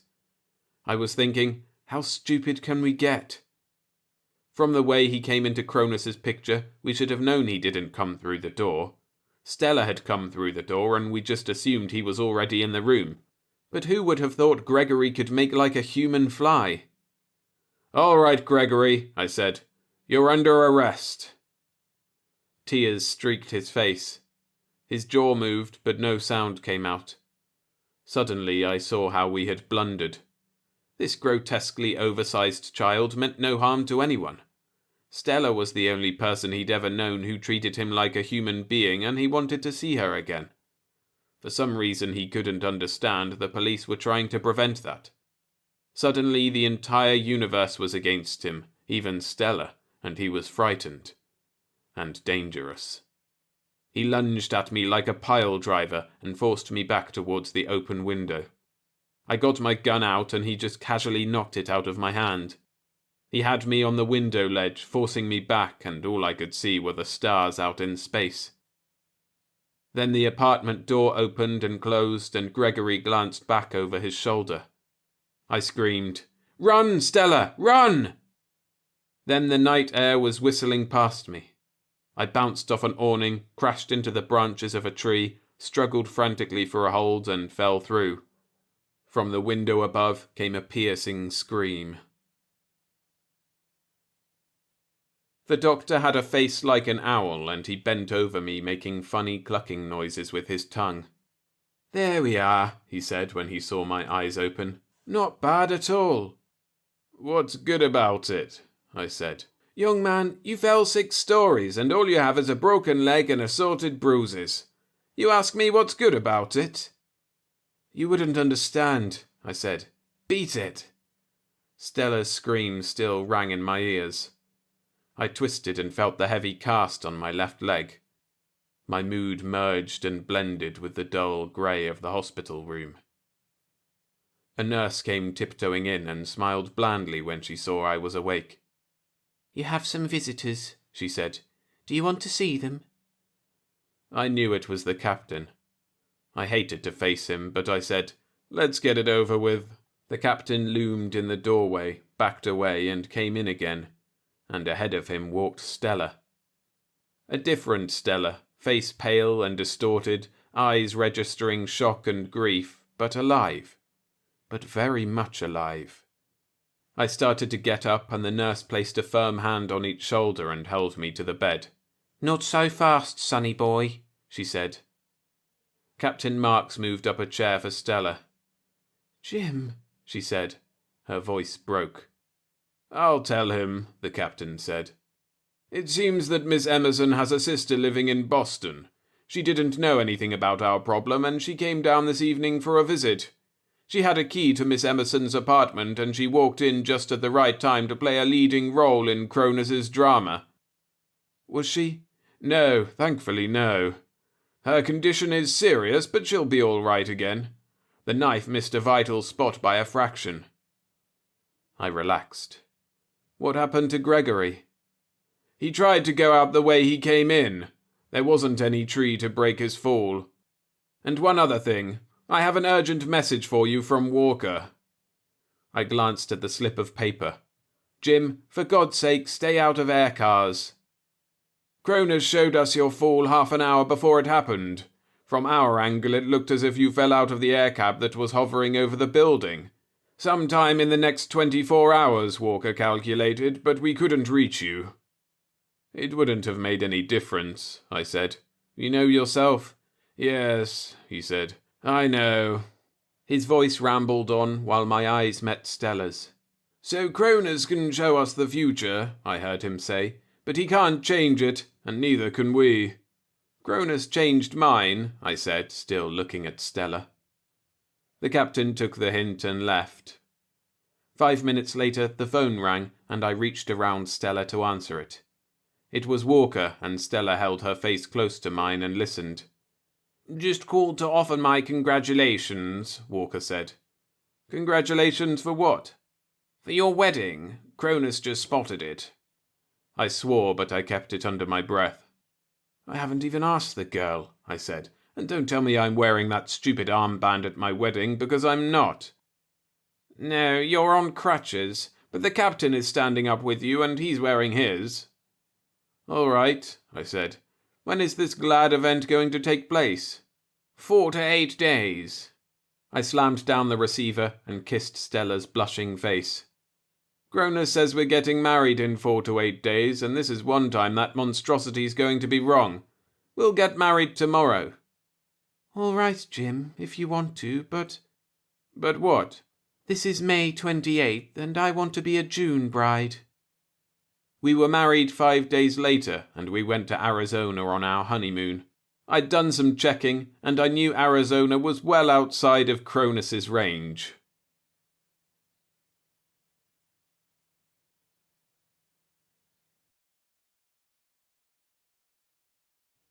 If you're enjoying the stories, go ahead and hit the like button. It helps this video spread and the channel grow. Thanks. Unborn Tomorrow by Mack Reynolds. Narrated by William Skye. Unfortunately, there was only one thing he could bring back from the wonderful future, and though he didn't want to, nevertheless he did. Betty looked up from her magazine. She said mildly, "You're late." "Don't yell at me. I feel awful," Simon told her. He sat down at his desk, passed his tongue over his teeth in distaste, groaned, fumbled in a drawer for the aspirin bottle.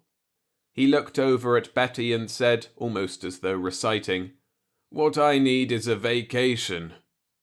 "What," Betty said, "are you going to use for money?" "Providence," Simon told her whilst fiddling with the aspirin bottle, "will provide." But before providing vacations, it'd be nice if Providence turned up a missing jewel deal, say. Something where you could deduce that actually the ruby ring had gone down the drain and was caught in the elbow. Something that would net about $50. Simon said, mournful of tone, $50? Why not make it 500? "I'm not selfish," Betty said. "All I want is enough to pay me this week's salary." "Money," Simon said. "When you took this job, you said it was the romance that appealed to you." I didn't know most sleuthing amounted to snooping around department stores to check on the clerks knocking down," Simon said enigmatically. "Now it comes." There was a knock. Betty bounced up with Olympic agility and had the door swinging wide before the knocking was quite completed. He was old, little, and had bug eyes behind pince-nez glasses. His suit was cut in the style of yesteryear, but when a suit costs $200 or $300, you still retain caste, whatever the styling. Simon said unenthusiastically, "Good morning, Mr. Oyster." He indicated the client's chair. "Sit down, sir." The client fussed himself with Betty's assistance into the seat, bug-eyed Simon, said finally, "You know my name. That's pretty good. Never saw you before in my life. Stop fussing with me, young lady. Your ad in the phone book says you'll investigate anything." "Anything," Simon said. "Only one exception." "Excellent. Do you believe in time travel?" Simon said nothing. Across the room where she had resumed her seat, Betty cleared her throat. When Simon continued to say nothing, she ventured, "Time travel is impossible." "Why?" "Why?" "Yes, why?" Betty looked to her boss for assistance. None was forthcoming. There ought to be some very quick, positive, definite answer.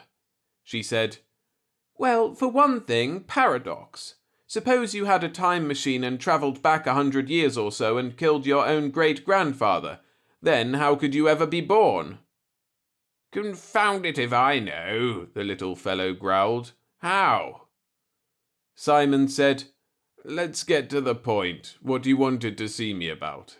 "I want to hire you to hunt me up some time travellers," the old boy said. Betty was too far in now to maintain her proper role of silent secretary. "Time travellers," she said, not very intelligently. The potential client sat more erect, obviously with intent to hold the floor for a time. He removed the pince-nez glasses and pointed them at Betty. He said, "Have you read much science fiction, miss?" "Some," Betty admitted. "Then you'll realize that there are a dozen explanations of the paradoxes of time travel. Every writer in the field worth his salt has explained them away. But to get on, it's my contention that within a century or so, man will have solved the problems of immortality and eternal youth, and it's also my suspicion that he will eventually be able to travel in time. So convinced am I of these possibilities that I am willing to gamble a portion of my fortune to investigate the presence in our era of such time travelers." Simon seemed incapable of carrying the ball this morning, so Betty said, "But, Mr. Oyster, if the future has developed time travel, why don't we ever meet such travellers?" Simon put in a word. "The usual explanation, Betty, is that they can't afford to allow the space-time continuum track to be altered. If, say, a time traveller returned to a period of 25 years ago and shot Hitler, then all subsequent history would be changed. In that case, the time traveller himself might never be born. They have to tread mighty carefully." Mr. Oyster was pleased.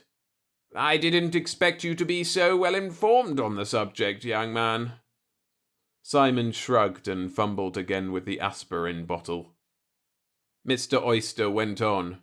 "I've been considering the matter for some time, and—" Simon held up a hand. "There's no use prolonging this. As I understand it, you're an elderly gentleman with a considerable fortune, and you realize that thus far nobody has succeeded in taking it with him." Mr. Oyster returned his glasses to their perch, bug-eyed Simon, but then nodded. Simon said, "You want to hire me to find a time traveller and in some manner or other, any manner will do, extort from him the secret of eternal life and youth, which you figure the future will have discovered. You're willing to pony up a part of this fortune of yours if I can deliver a bona fide time traveller." "Right." Betty had been looking from one to the other. Now she said plaintively, "But where are you going to find one of these characters, especially if they're interested in keeping hid?" The old boy was the centre again. "I told you I'd been considering it for some time. The Oktoberfest, that's where they'd be." He seemed elated. Betty and Simon waited. "The Oktoberfest," he repeated. "The greatest festival the world has ever seen. The carnival, feria, fiesta to beat them all. Every year it's held in Munich. Makes the New Orleans Mardi Gras look like a quilting party." He began to swing into the spirit of his description. "It originally started in celebration of the wedding of some local prince a century and a half ago, and the Bavarians had such a bang-up time they've been holding it every year since. The Munich breweries do up a special beer, Marzenbrau they call it, and each brewery opens a tremendous tent on the fairgrounds which will hold 5,000 customers apiece. Millions of litres of beer are put away, hundreds of thousands of barbecued chickens, a small herd of oxen are roasted whole over spits, millions of pair of Weisswurst, a very special sausage, millions upon millions of pretzels." "All right," Simon said. "We'll accept it. The Oktoberfest is one whale of a wingding." "Well," the old boy pursued, into his subject now, "that's where they'd be, places like the Oktoberfest. For one thing, a time traveller wouldn't be conspicuous. At a festival like this, somebody with a strange accent, or who didn't know exactly how to wear his clothes correctly, or was off the ordinary in any of a dozen other ways, wouldn't be noticed. You could be a four-armed space traveller from Mars and you still wouldn't be conspicuous at the Oktoberfest. People would figure they had DTs. "But why would a time traveller want to go to a—" Betty began. "Why not? What better opportunity to study a people than when they are in their cups? If you could go back a few thousand years, the things you would wish to see would be a Roman triumph, perhaps the rites of Dionysus, or one of Alexander's orgies. You wouldn't want to wander up and down the streets of, say, Athens while nothing was going on, particularly when you might be revealed as a suspicious character, not being able to speak the language, not knowing how to wear the clothes, and not familiar with the city's layout." He took a deep breath. "No, ma'am, you'd have to stick to some great event, both for the sake of actual interest and for protection against being unmasked." The old boy wound it up. "Well, that's the story. What are your rates? The Oktoberfest starts on Friday and continues for 16 days. You can take the plane to Munich, spend a week there, and—" Simon was shaking his head. "Not interested." As soon as Betty had got her jaw back into place, she glared unbelievingly at him. Mr. Oyster was taken aback himself. "See here, young man, I realize this isn't an ordinary assignment. However, as I said, I am willing to risk a considerable portion of my fortune." "Sorry," Simon said. "Can't be done."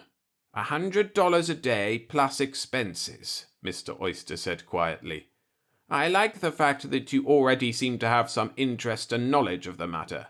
I liked the way you knew my name when I walked in the door. My picture doesn't appear often in the papers."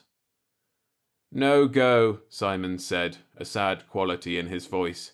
"A $50,000 bonus if you bring me a time traveler." "Out of the question," Simon said. "But why?" Betty wailed. "Just for laughs," Simon told the two of them sourly. "Suppose I tell you a funny story. It goes like this. I got $1,000 from Mr. Oyster," Simon began, "in the way of an advance, and leaving him with Betty, who was making out a receipt, I hustled back to the apartment and packed a bag. Hell, I'd wanted a vacation anyway. This was a natural. On the way to Idlewild, I stopped off at the Germany information offices for some tourist literature. It takes roughly 3.5 hours to get to Gander from Idlewild. I spent the time planning the fun I was going to have. It takes roughly 7.5 hours from Gander to Shannon, and I spent that time dreaming up material I could put into my reports to Mr. Oyster. I was going to have to give him some kind of report for his money. Time travel yet. What a laugh. Between Shannon and Munich, a faint suspicion began to simmer in my mind. These statistics I read on the Oktoberfest in the Munich tourist pamphlets. 5 million people attended annually. Where did 5 million people come from to attend an overgrown festival in comparatively remote southern Germany? The tourist season is over before September 21st, first day of the gigantic beer bust. Nor could the Germans account for any such number. Munich itself has a population of less than 1 million, counting children. And those millions of gallons of beer, the hundreds of thousands of chickens, the herds of oxen. Who ponied up all the money for such expenditures? How could the average German with his $25 a week salary? In Munich, there was no hotel space available. I went to the Bahnhof, where they have a hotel service, and applied. They put my name down, pocketed the husky bribe, showed me where I could check my bag, told me they'd do what they could, and to report back in a few hours. I had another suspicious twinge. If 5 million people attended this beer bout, how were they accommodated? The Theresienwiese, the fairground, was only a few blocks away. I was stiff from the plane ride, so I walked. There are 7 major brewers in the Munich area, each of them represented by one of the circus-like tents that Mr. Oyster mentioned. Each tent contained benches and tables for about 5,000 persons, and from 6,000 to 10,000 pack themselves in, competing for room. In the centre is a tremendous bandstand, the musicians all lederhosen clad, the music as Bavarian as any to be found in a Bavarian beer hall. Hundreds of peasant-garbed Frauleins darted about the tables with quart-sized earthenware mugs, platters of chicken, sausage, kraut, and pretzels. I found a place finally at a table which had space for 20-odd beer bibbers. Odd is right. As weird an assortment of Germans and foreign tourists as could have been dreamed up, ranging from a 70 or 80-year-old couple in Bavarian costume to the bald-headed drunk across the table from me. A desperate waitress bearing 6 mugs of beer in each hand scurried past. They call them masses, by the way, not mugs. The bald-headed character and I both held up a finger, and she slid 2 of the masses over to us and then hustled on. "Down the hatch," the other said, holding up his mass in toast. "To the ladies," I told him. Before sipping, I said, "You know, the tourist pamphlets say this stuff is 18%. That's nonsense. No beer is that strong." I took a long pull. He looked at me, waiting. I came up. "Mistaken," I admitted. A mass or 2 apiece later, he looked carefully at the name engraved on his earthenware mug. "Löwenbräu," he said. He took a small notebook from his pocket and a pencil, noted down the word, and returned the things. "That's a very queer-looking pencil you have there," I told him. "German?" "Venusian," he said. "Oh, sorry, shouldn't have said that." I had never heard of the brand, so I skipped it. "Next is the Hofbrau," he said. "Next what?" Baldy's conversation didn't seem to hang together very well. "My pilgrimage," he told me. "All my life I've been wanting to go back to an Oktoberfest and sample every one of the 7 brands of the best beer the world has ever known. I'm only as far as Löwenbräu. I'm afraid I'll never make it." I finished my mass. "I'll help you," I told him. "Very noble endeavour. Name is Simon." "Arth," he said. "How could you help?" "I'm still fresh, comparatively. I'll navigate you around. There are 7 beer tents. How many have you got through so far?"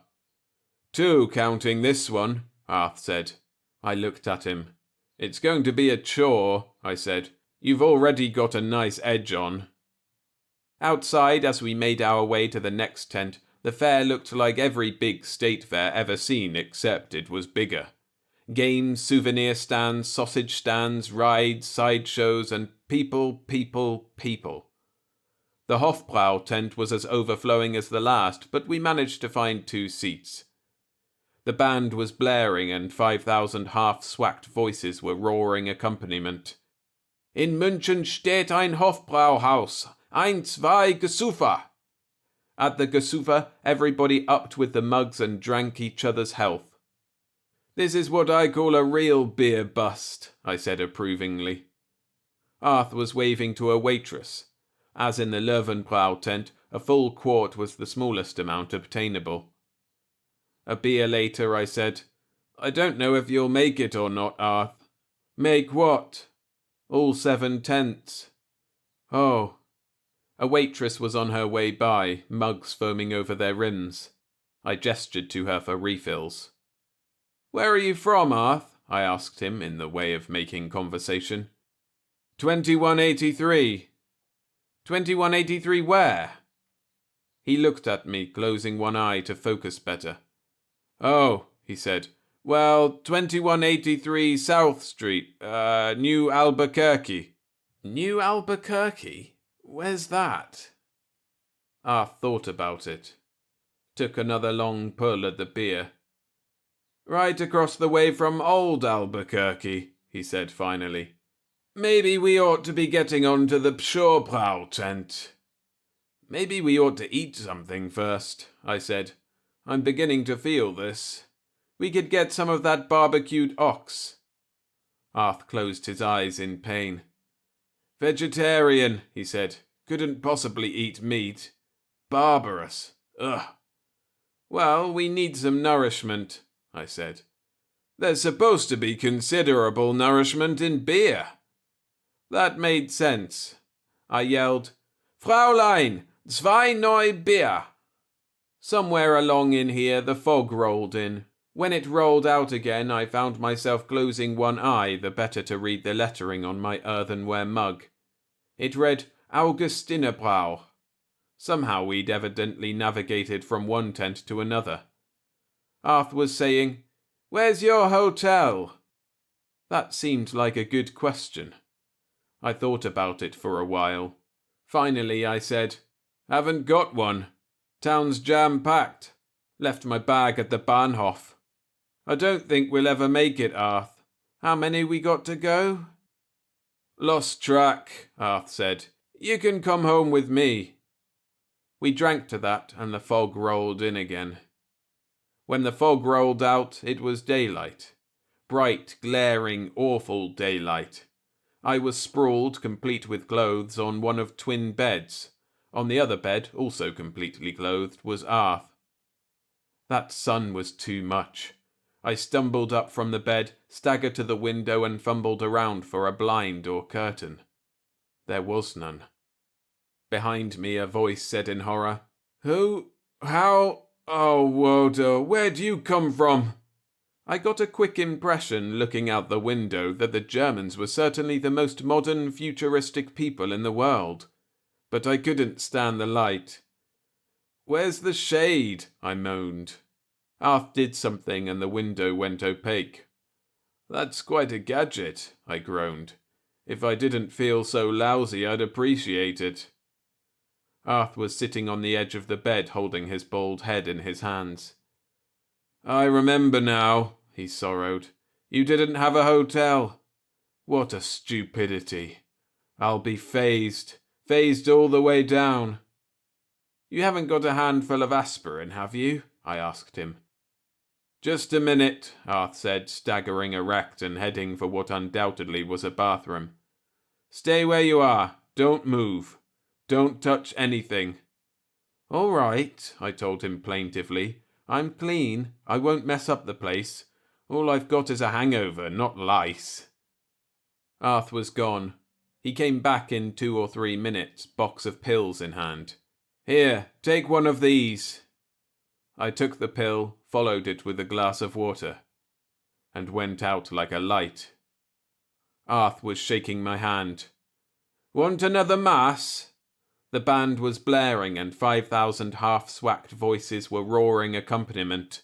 "In München steht ein Hofbrauhaus. 1, 2, Gesufa." At the Gesufa, everybody upped with their king-sized mugs and drank each other's health. My head was killing me. "This is where I came in, or something," I groaned. Arth said, "That was last night." He looked at me over the rim of his beer mug. Something somewhere was wrong, but I didn't care. I finished my mass and then remembered. "I've got to get my bag." Oh, my head. Where did we spend last night? Arth said, and his voice sounded cautious, "At my hotel, don't you remember?" "Not very well," I admitted. "I feel lousy. I must have dimmed out. I've got to go to the Bahnhof and get my luggage." Arth didn't put up an argument on that. We said goodbye and I could feel him watching after me as I pushed through the tables on the way out. At the Bahnhof they could do me no good. There were no hotel rooms available in Munich. The head was getting worse by the minute. The fact that they'd somehow managed to lose my bag didn't help. I worked on that project for at least a couple of hours. Not only wasn't the bag at the luggage checking station, but the attendant there evidently couldn't make heads nor tails of the check receipt. He didn't speak English, and my high school German was inadequate, especially accompanied by a block-busting hangover. I didn't get anywhere by tearing my hair and complaining from one end of the Bahnhof to the other. I drew a blank on the bag, and the head was getting worse by the minute. I was bleeding to death through the eyes, and instead of butterflies, I had bats in my stomach. Believe me, nobody should drink a gallon or more of Marzenbrau. I decided the hell with it. I took a cab to the airport, presented my return ticket, told them I wanted to leave on the first obtainable plane to New York. I'd spent 2 days at the Oktoberfest, and I'd had it. I got more guff there. Something was wrong with the ticket, wrong date or some such. But they fixed that up. I never was clear on what was fouled up, some clerk's error evidently. The trip back was as uninteresting as the one over. As the hangover began to wear off a little, I was almost sorry I hadn't been able to stay. If I'd only been able to get a room, I would have stayed, I told myself. From Idlewild I came directly to the office rather than going to my apartment. I figured I might as well check in with Betty. I opened the door, and there I found Mr. Oyster sitting in the chair he had been occupying 4, or was it 5 days before when I'd left. I'd lost track of the time. I said to him, "Glad you're here, sir. I can report. What was it you came for? Impatient to hear if I'd had any results?" My mind was spinning like a whirling dervish in a revolving door. I'd spent a wad of his money and had nothing I could think of to show for it, nothing but the last stages of a granddaddy hangover. "Came for?" Mr. Oyster snorted. "I'm merely waiting for your girl to make out my receipt. I thought you had already left." "You'll miss your plane," Betty said. There was suddenly a double dip of ice cream in my stomach. I walked over to my desk and looked down at the calendar. Mr. Oyster was saying something to the effect that if I didn't leave today, it would have to be tomorrow, that he hadn't ponied up that $1,000 advance for anything less than immediate service.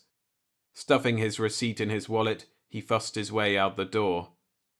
I said to Betty hopefully, "I suppose you haven't changed this calendar since I left?"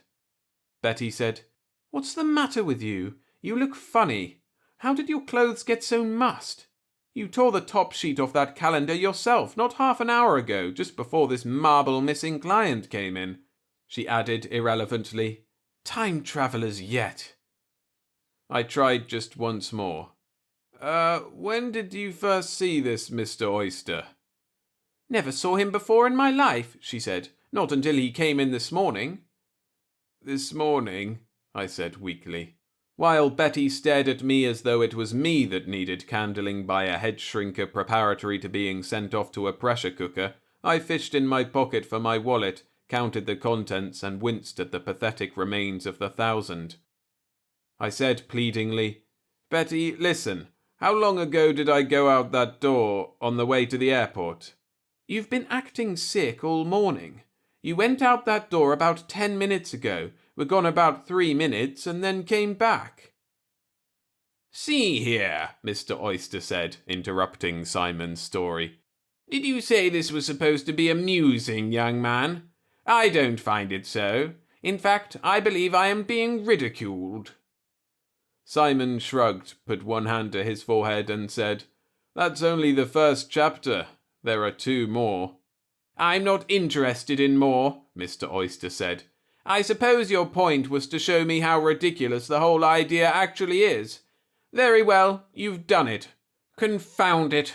However, I suppose your time, even when spent in this manner, has some value. Here is $50, and good day, sir." He slammed the door after him as he left.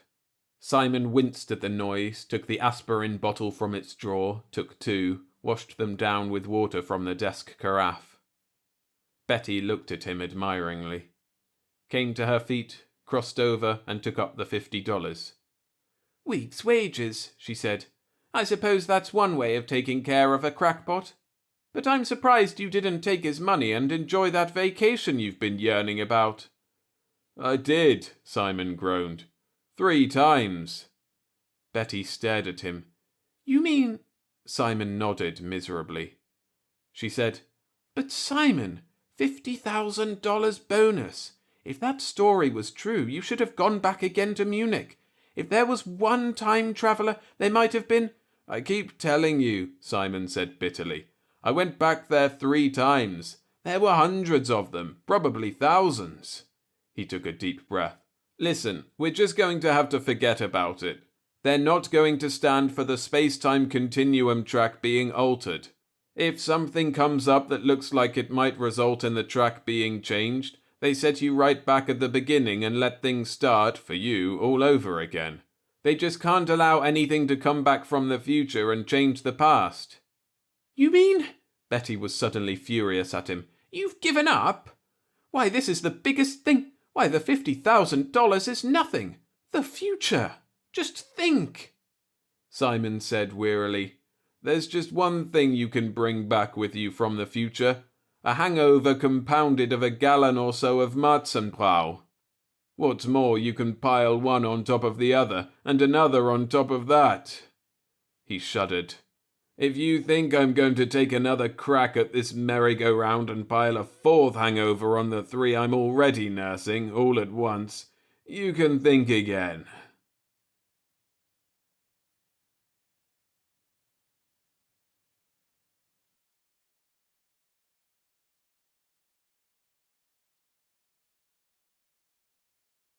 Of All Possible Worlds by William Tenn. Narrated by William Skye.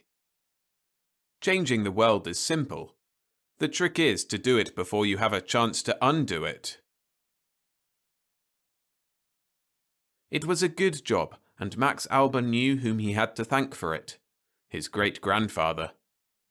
"Good old Giovanni Albani," he muttered as he hurried into the laboratory slightly ahead of the escorting technicians, all of them, despite the excitement of the moment, remembering to bob their heads deferentially at the half-dozen full-fleshed and hard-faced men lolling on the couches that had been set up around the time machine.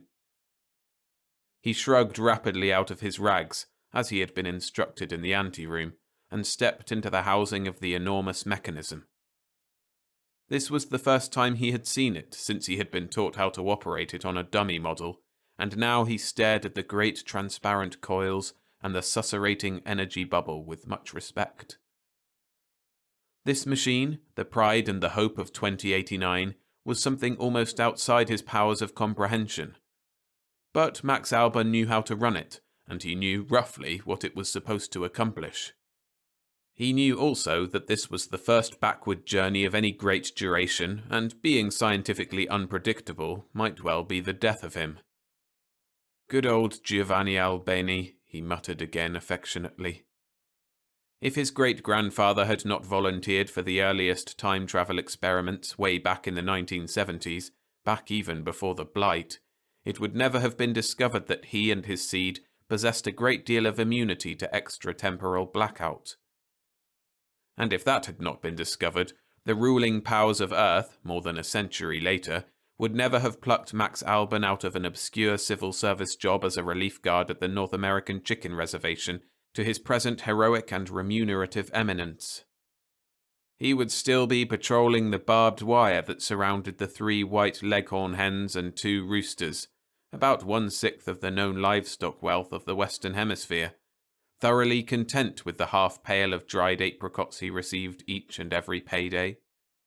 No, if his great-grandfather had not demonstrated long ago his unique capacity for remaining conscious during time travel, Max Alban would not now be shifting from foot to foot in a physics laboratory, facing the black market kings of the world and awaiting their final instructions with an uncertain and submissive grin.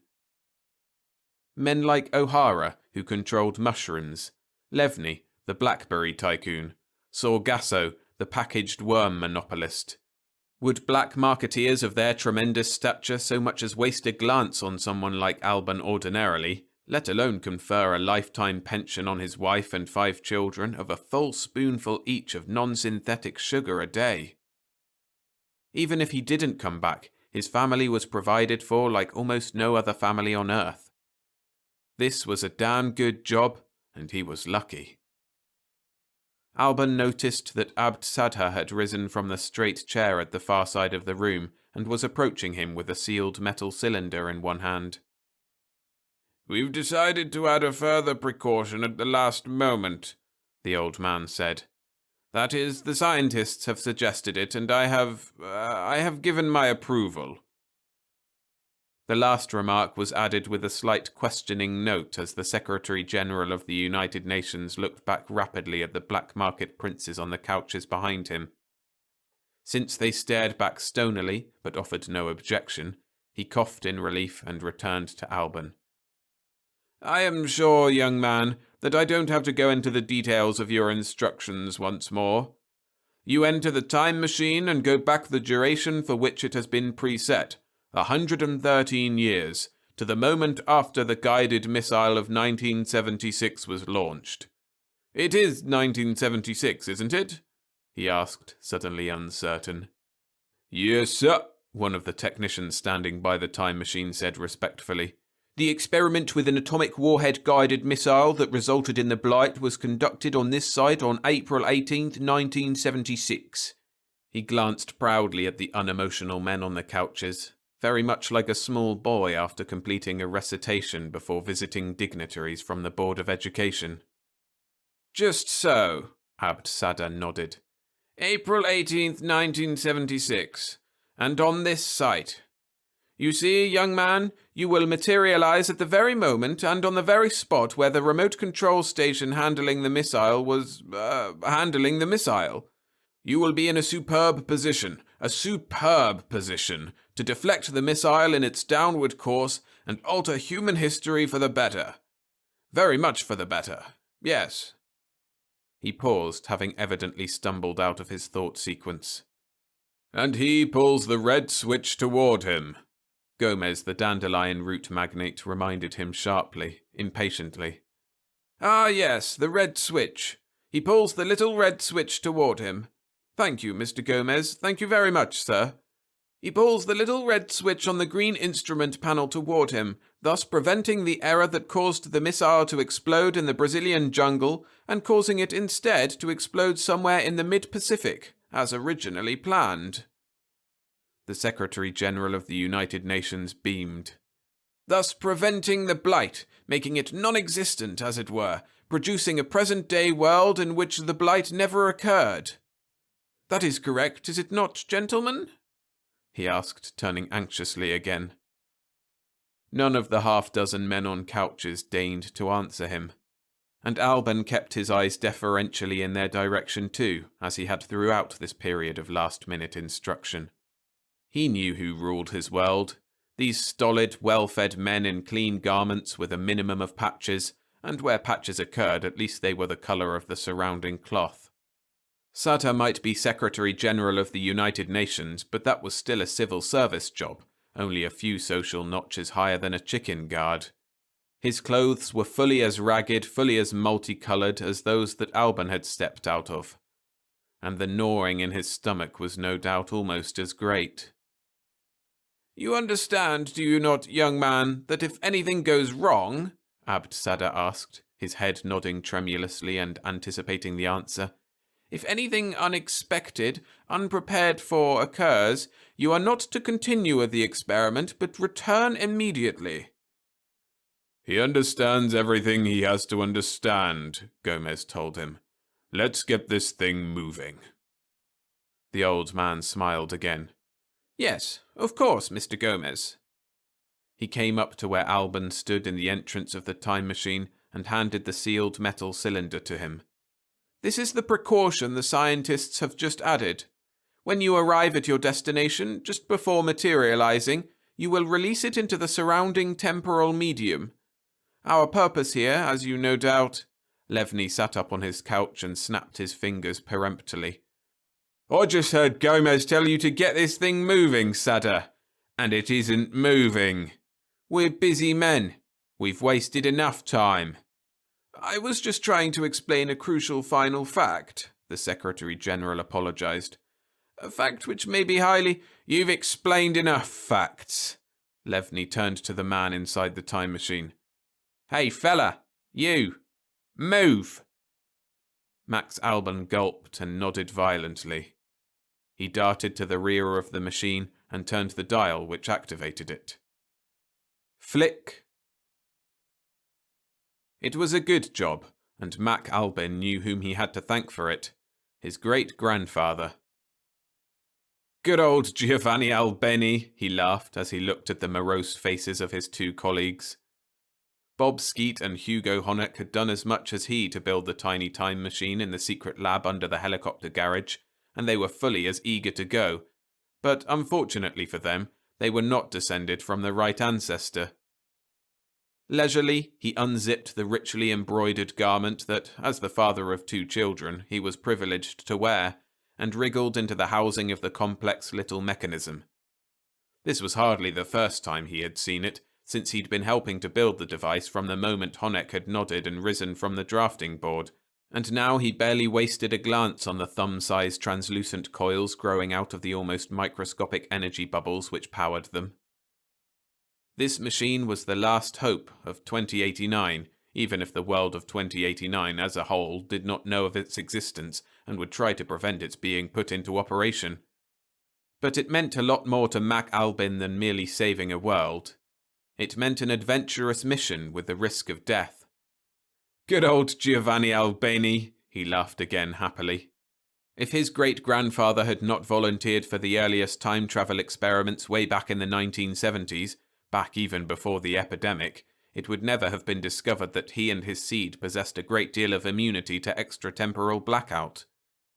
And if that had not been discovered, the Albins would not have become physicists upon the passage of the United Nations law that everyone on Earth, absolutely without exception, had to choose a branch of research science in which to specialize. In the flabby, careful, life-guarding world the Earth had become, Mack Albin would never have been reluctantly selected by his two co-workers as the one to carry the forbidden banner of dangerous experiment. No, if his great-grandfather had not demonstrated long ago his unique capacity for remaining conscious during time travel, Mack Albin would probably be a biologist today, like almost everyone else on Earth, laboriously working out dreary gene problems instead of embarking on the greatest adventure man had known to date. Even if he didn't come back, he had at last found a socially useful escape from genetic responsibility to humanity in general and his own family in particular. This was a damn good job, and he was lucky. "Wait a minute, Mack," Skeet said, and crossed to the other side of the narrow laboratory. Albin and Honeck watched him stuff several sheets of paper into a small metal box which he closed without locking. "You will take care of yourself, won't you, Mack?" Hugo Honeck pleaded. "Any time you feel like taking an unnecessary risk, remember that Bob and I will have to stand trial if you don't come back. We might be sentenced to complete loss of professional status and spend the rest of our lives supervising robot factories." "Oh, it won't be that bad," Albin reassured him absent-mindedly from where he lay contorted inside the time machine.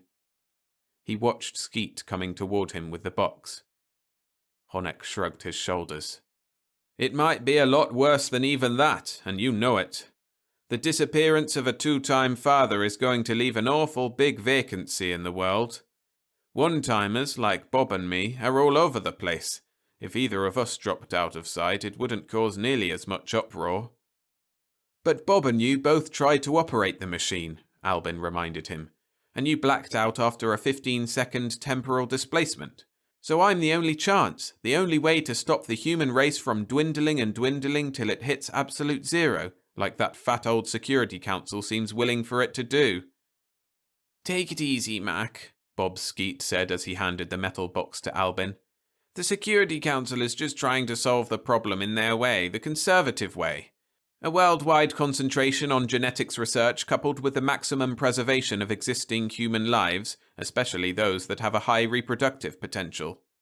We three disagree with them. We've been skulking down here nights to solve it our way, and ours is a radical approach and plenty risky. That's the reason for the metal box, trying to cover one more explosive possibility." Albin turned it around curiously. "How?" "I sat up all last night writing the manuscript that's inside it.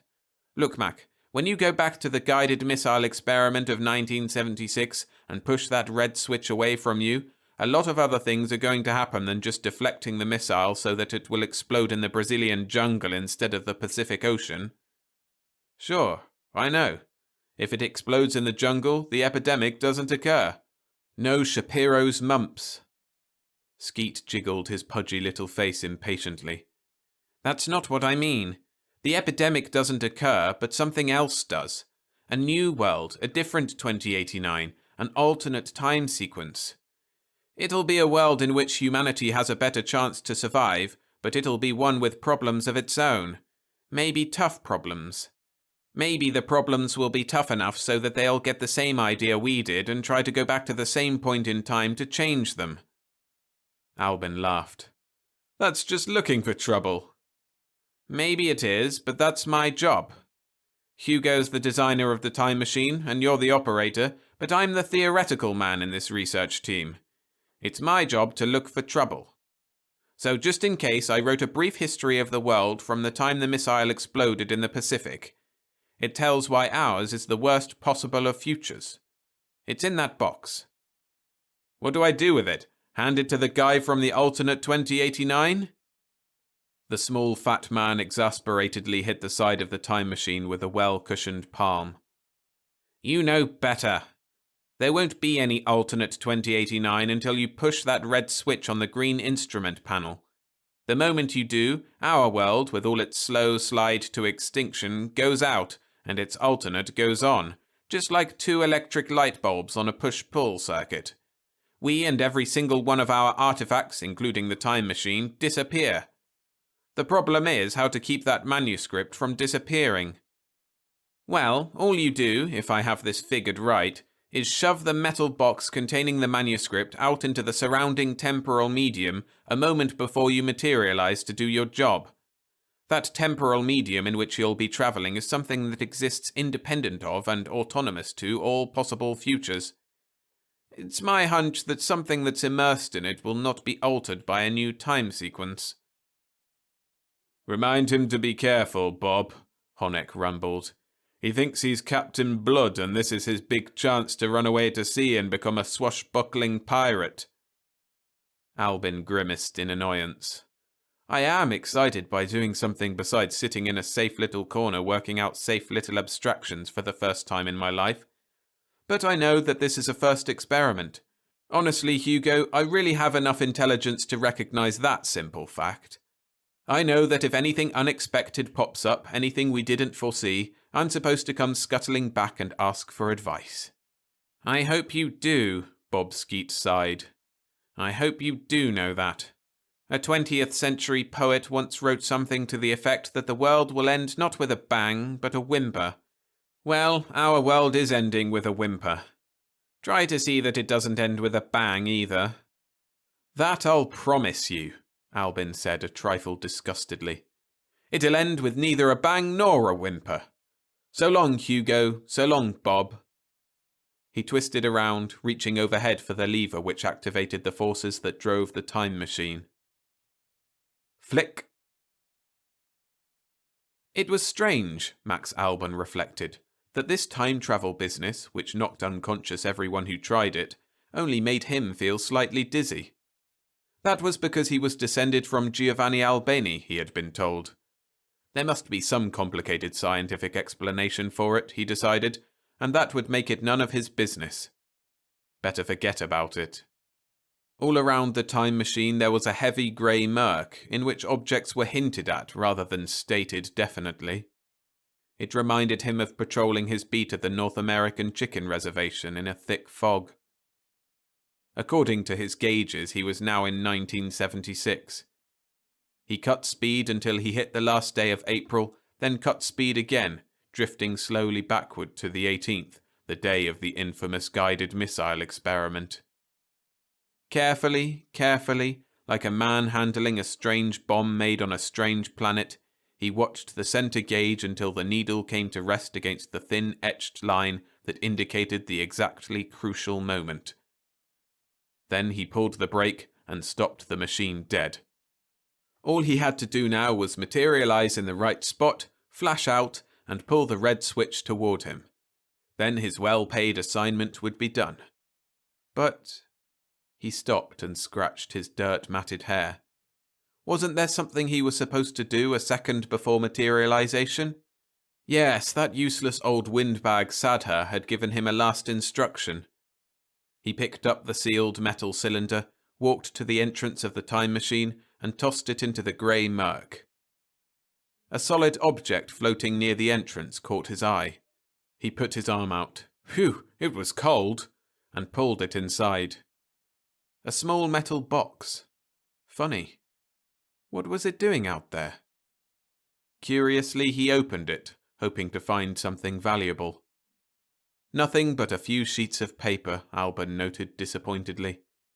He began to read them slowly, very slowly, for the manuscript was full of a lot of long and complicated words, like a letter from one bookworm scientist to another. The problems all began with the guided missile experiment of 1976, he read. There had been a number of such experiments, but it was the one of 1976 that finally did the damage the biologists had been warning about. The missile with its deadly warhead exploded in the Pacific Ocean as planned, The physicists and the military men went home to study their notes, and the world shivered once more over the approaching war and tried to forget about it. But there was fallout, a radioactive rain several hundred miles to the north, and a small fishing fleet got thoroughly soaked by it. Fortunately, the radioactivity in the rain was sufficiently low to do little obvious physical damage. All it did was cause a mutation in the mumps virus that several of the men in the fleet were incubating at the time, having caught it from the children of the fishing town, among whom a minor epidemic was raging. The fleet returned to its hometown, which promptly came down with the new kind of mumps. Dr. Llewellyn Shapiro, the only physician in town, was the first man to note that while the symptoms of this disease were substantially milder than those of its unmutated parent, practically no one was immune to it, and its effects on human reproductivity were truly terrible. Most people were completely sterilized by it. The rest were rendered much less capable of fathering or bearing offspring. Shapiro's mumps spread over the entire planet in the next few decades. It leaped across every quarantine erected. For a long time it successfully defied all the vaccines and serums attempted against it. Then, when a vaccine was finally perfected, humanity discovered to its dismay that its generative powers had been permanently and fundamentally impaired. Something had happened to the germplasm. A large percentage of individuals were born sterile, and of those who were not, one child was usually the most that could be expected, a two-child parent being quite rare, and a three-child parent almost unknown. Strict eugenic control was instituted by the Security Council of the United Nations so that fertile men and women would not be wasted upon non-fertile mates. Fertility was the most important avenue to social status, and right after it came successful genetic research. Genetic research had the very best minds prodded into it. The lesser ones went into the other sciences. Everyone on Earth was engaged in some form of scientific research to some extent. Since the population was now so limited in proportion to the great resources available, all physical labour had long been done by robots. The government saw to it that everybody had an ample supply of goods and, in return, asked only that they experiment without any risk to their own lives. Every human being was now a much prized, highly guarded rarity. There were less than 100,000 of them, well below the danger point, it had been estimated, where a species might be wiped out by a new calamity. Not that another calamity would be needed. Since the end of the epidemic, the birth rate had been moving further and further behind the death rate. In another century. That was why a desperate and secret attempt to alter the past was being made. This kind of world was evidently impossible. Max Alban finished the manuscript and sighed. What a wonderful world! What a comfortable place to live! He walked to the rear dials and began the process of materializing at the crucial moment on April 18th, 1976. Flick. It was odd, Mack Alban reflected, that these temporal journeys, which induced coma in everyone who tried it, only made him feel slightly dizzy. That was because he was descended from Giovanni Albani, he knew. Maybe there was some genetic relationship with his above-average fertility. Might be a good idea to mention the idea to a biologist or two when he returned. If he returned. All around the time machine there was a soupy grey murk in which objects were hinted at rather than stated definitely. It reminded him of the problems of landing a helicopter in a thick fog when the robot butler had not been told to turn on the ground lights. According to the insulated register, he was now in 1976. He lowered speed until he registered April, then manoeuvred slowly backward through time to the 18th, the day of the infamous guided missile experiment. Carefully, like an obstetrician supervising surgical robots at an unusually difficult birth, he watched the register until it rolled to rest against the notch that indicated the exactly crucial moment.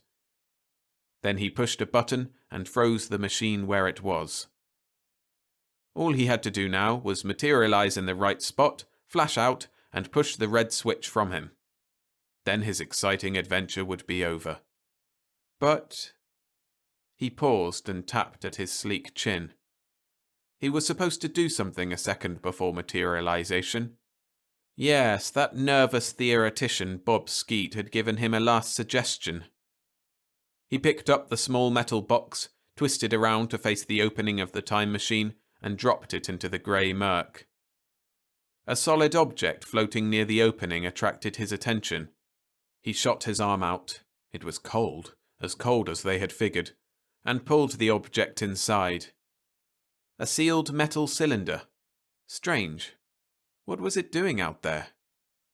Anxiously, he opened it, not daring to believe he'd find a document inside. Yes, that was exactly what it was, he saw excitedly. He began to read it rapidly, very rapidly, as if it were a newly published paper on neutrinos. Besides, the manuscript was written with almost painful simplicity, like a textbook composed by a stuffy pedagogue for the use of morons. The problems all began with the guided missile experiment of 1976, he read. There had been a number of such experiments, but it was the one of 1976 that finally did the damage the biologists had been warning about. The missile, with its deadly warhead, exploded in the Brazilian jungle through some absolutely unforgivable error in the remote control station. The officer in charge of the station was reprimanded, and the men under him court-martialed, and the Brazilian government was paid a handsome compensation for the damage. But there had been more damage than anyone knew at the time. A plant virus, similar to the tobacco mosaic, had mutated under the impact of radioactivity. 5 years later, it burst out of the jungle and completely wiped out every last rice plant on Earth. Japan and a large part of Asia became semi-deserts inhabited by a few struggling nomads. Then the virus adjusted to wheat and corn, and famine howled in every street of the planet. All attempts by botanists to control the blight failed because of the swiftness of its onslaught. And after it had fed, it hit again at a new plant, and another, and another. Most of the world's non-human mammals had been slaughtered for food long before they could starve to death. Many insects, too, before they came extinct at the loss of their edible plants, served to assuage hunger to some small extent. But the nutritive potential of Earth was steadily diminishing in a horrifying geometric progression. Recently, it had been observed, plankton, the tiny organism on which most of the sea's ecology was based, had started to disappear, and with its diminution, dead fish had begun to pile on the beaches. Mankind had lunged out desperately in all directions in an effort to survive, but nothing had worked for any length of time. Even the other planets of the solar system, which had been reached and explored at a tremendous cost in remaining resources, had yielded no edible vegetation. Synthetics had failed to fill the prodigious gap. In the midst of the sharply increasing hunger, social controls had pretty much dissolved. Pathetic attempts at rationing still continued, but black markets became the only markets, and black marketeers the barons of life. Starvation took the hindmost, and only the most agile economically lived in comparative comfort. Law and order were had only by those who could afford to pay for them, and children of impoverished families were sold on the open market for a bit of food. But the blight was still adjusting to new plants, and the food supply kept shrinking. In another century. That was why the planet's powerful individuals had been persuaded to pool their wealth in a desperate attempt to alter the past. This kind of world was manifestly impossible. Mack Albin finished the document and sighed. What a magnificent world! What an exciting place to live! He dropped his hand on the side levers and began the process of materializing at the crucial moment on April 18th, 1976. Flick. As the equipment of the remote control station began to take on a blurred reality all around him, Max Albin felt a bit of fear at what he was doing. The technicians, he remembered, the Secretary General, even the black market kings had all warned him not to go ahead with his instructions if anything unusual turned up. That was an awful lot of power to disobey. He knew he should return with this new information and let better minds work on it. They, with their easy lives, what did they know what existence had been like for such as he? Hunger, always hunger, scrabbling, civility, and more hunger. Every time things got really tight, you and your wife looking sideways at your kids and wondering which of them would bring the best price. Buying security for them, as he was now, at the risk of his life. But in this other world, this other 2089, there was a state that took care of you and that treasured your children. A man like himself, with 5 children, why, he'd be a big man, maybe the biggest man on Earth. And he'd have robots to work for him and lots of food. Above all, lots and lots of food. He'd even be a scientist. Everyone was a scientist there, weren't they? And he'd have a big laboratory all to himself. This other world had its troubles, but it was a lot nicer place than where he'd come from. He wouldn't return. He'd go through with it. The fear left him, and for the first time in his life, Max Alban felt the sensation of power. He materialized the time machine around the green instrument panel, sweating a bit at the sight of the room full of military figures despite the technicians' reassurances that all this would be happening too fast to be visible. He saw the single red switch pointing upward on the instrument panel. The switch that controlled the course of the missile. Now to make a halfway decent world. Max Alban pulled the little red switch toward him. Flick! As the equipment of the remote control station began to oscillate into reality all around him, Mack Alban felt a bit of shame at what he was doing.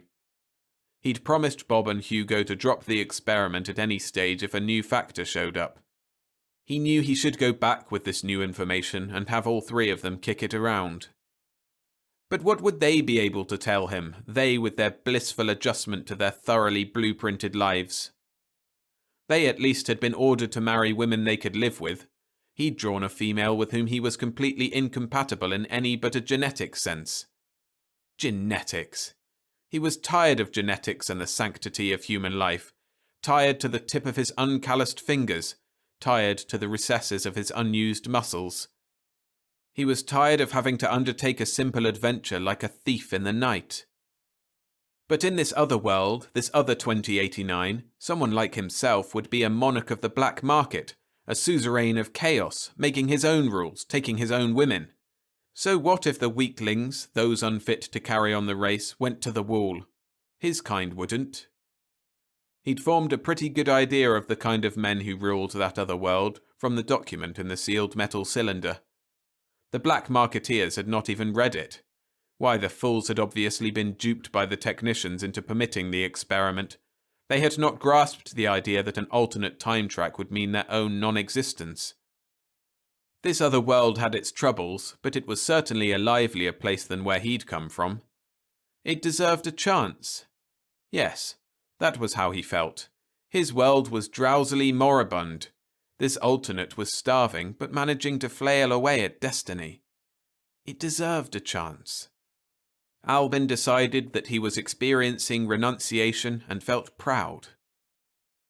He materialized the time around the green instrument panel, disregarding the room full of military figures, since he knew they could not see him. The single red switch pointed downward on the instrument panel. That was the gimmick that controlled the course of the missile. Now to make a halfway interesting world. Mack Alban pushed the little red switch from him. Flick. Now to make a halfway decent world.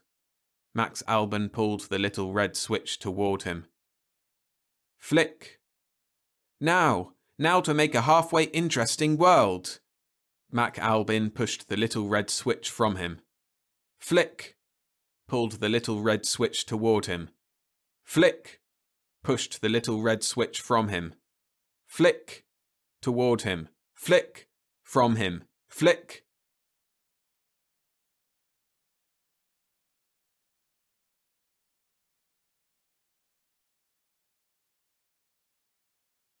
Thanks for listening. If you enjoyed the stories, hit the like button to support the channel and subscribe for more every Monday and Friday. And remember, you can get exclusive novelettes, early access to full novels, and support me as a creator by signing up to my Patreon. That's at patreon.com/storiesfromthesky SFF. That link is in the description. If you like these compilations, there are dozens more here on the channel. I recommend the 4 sci-fi stories about alien attack. A link to that video is on screen now.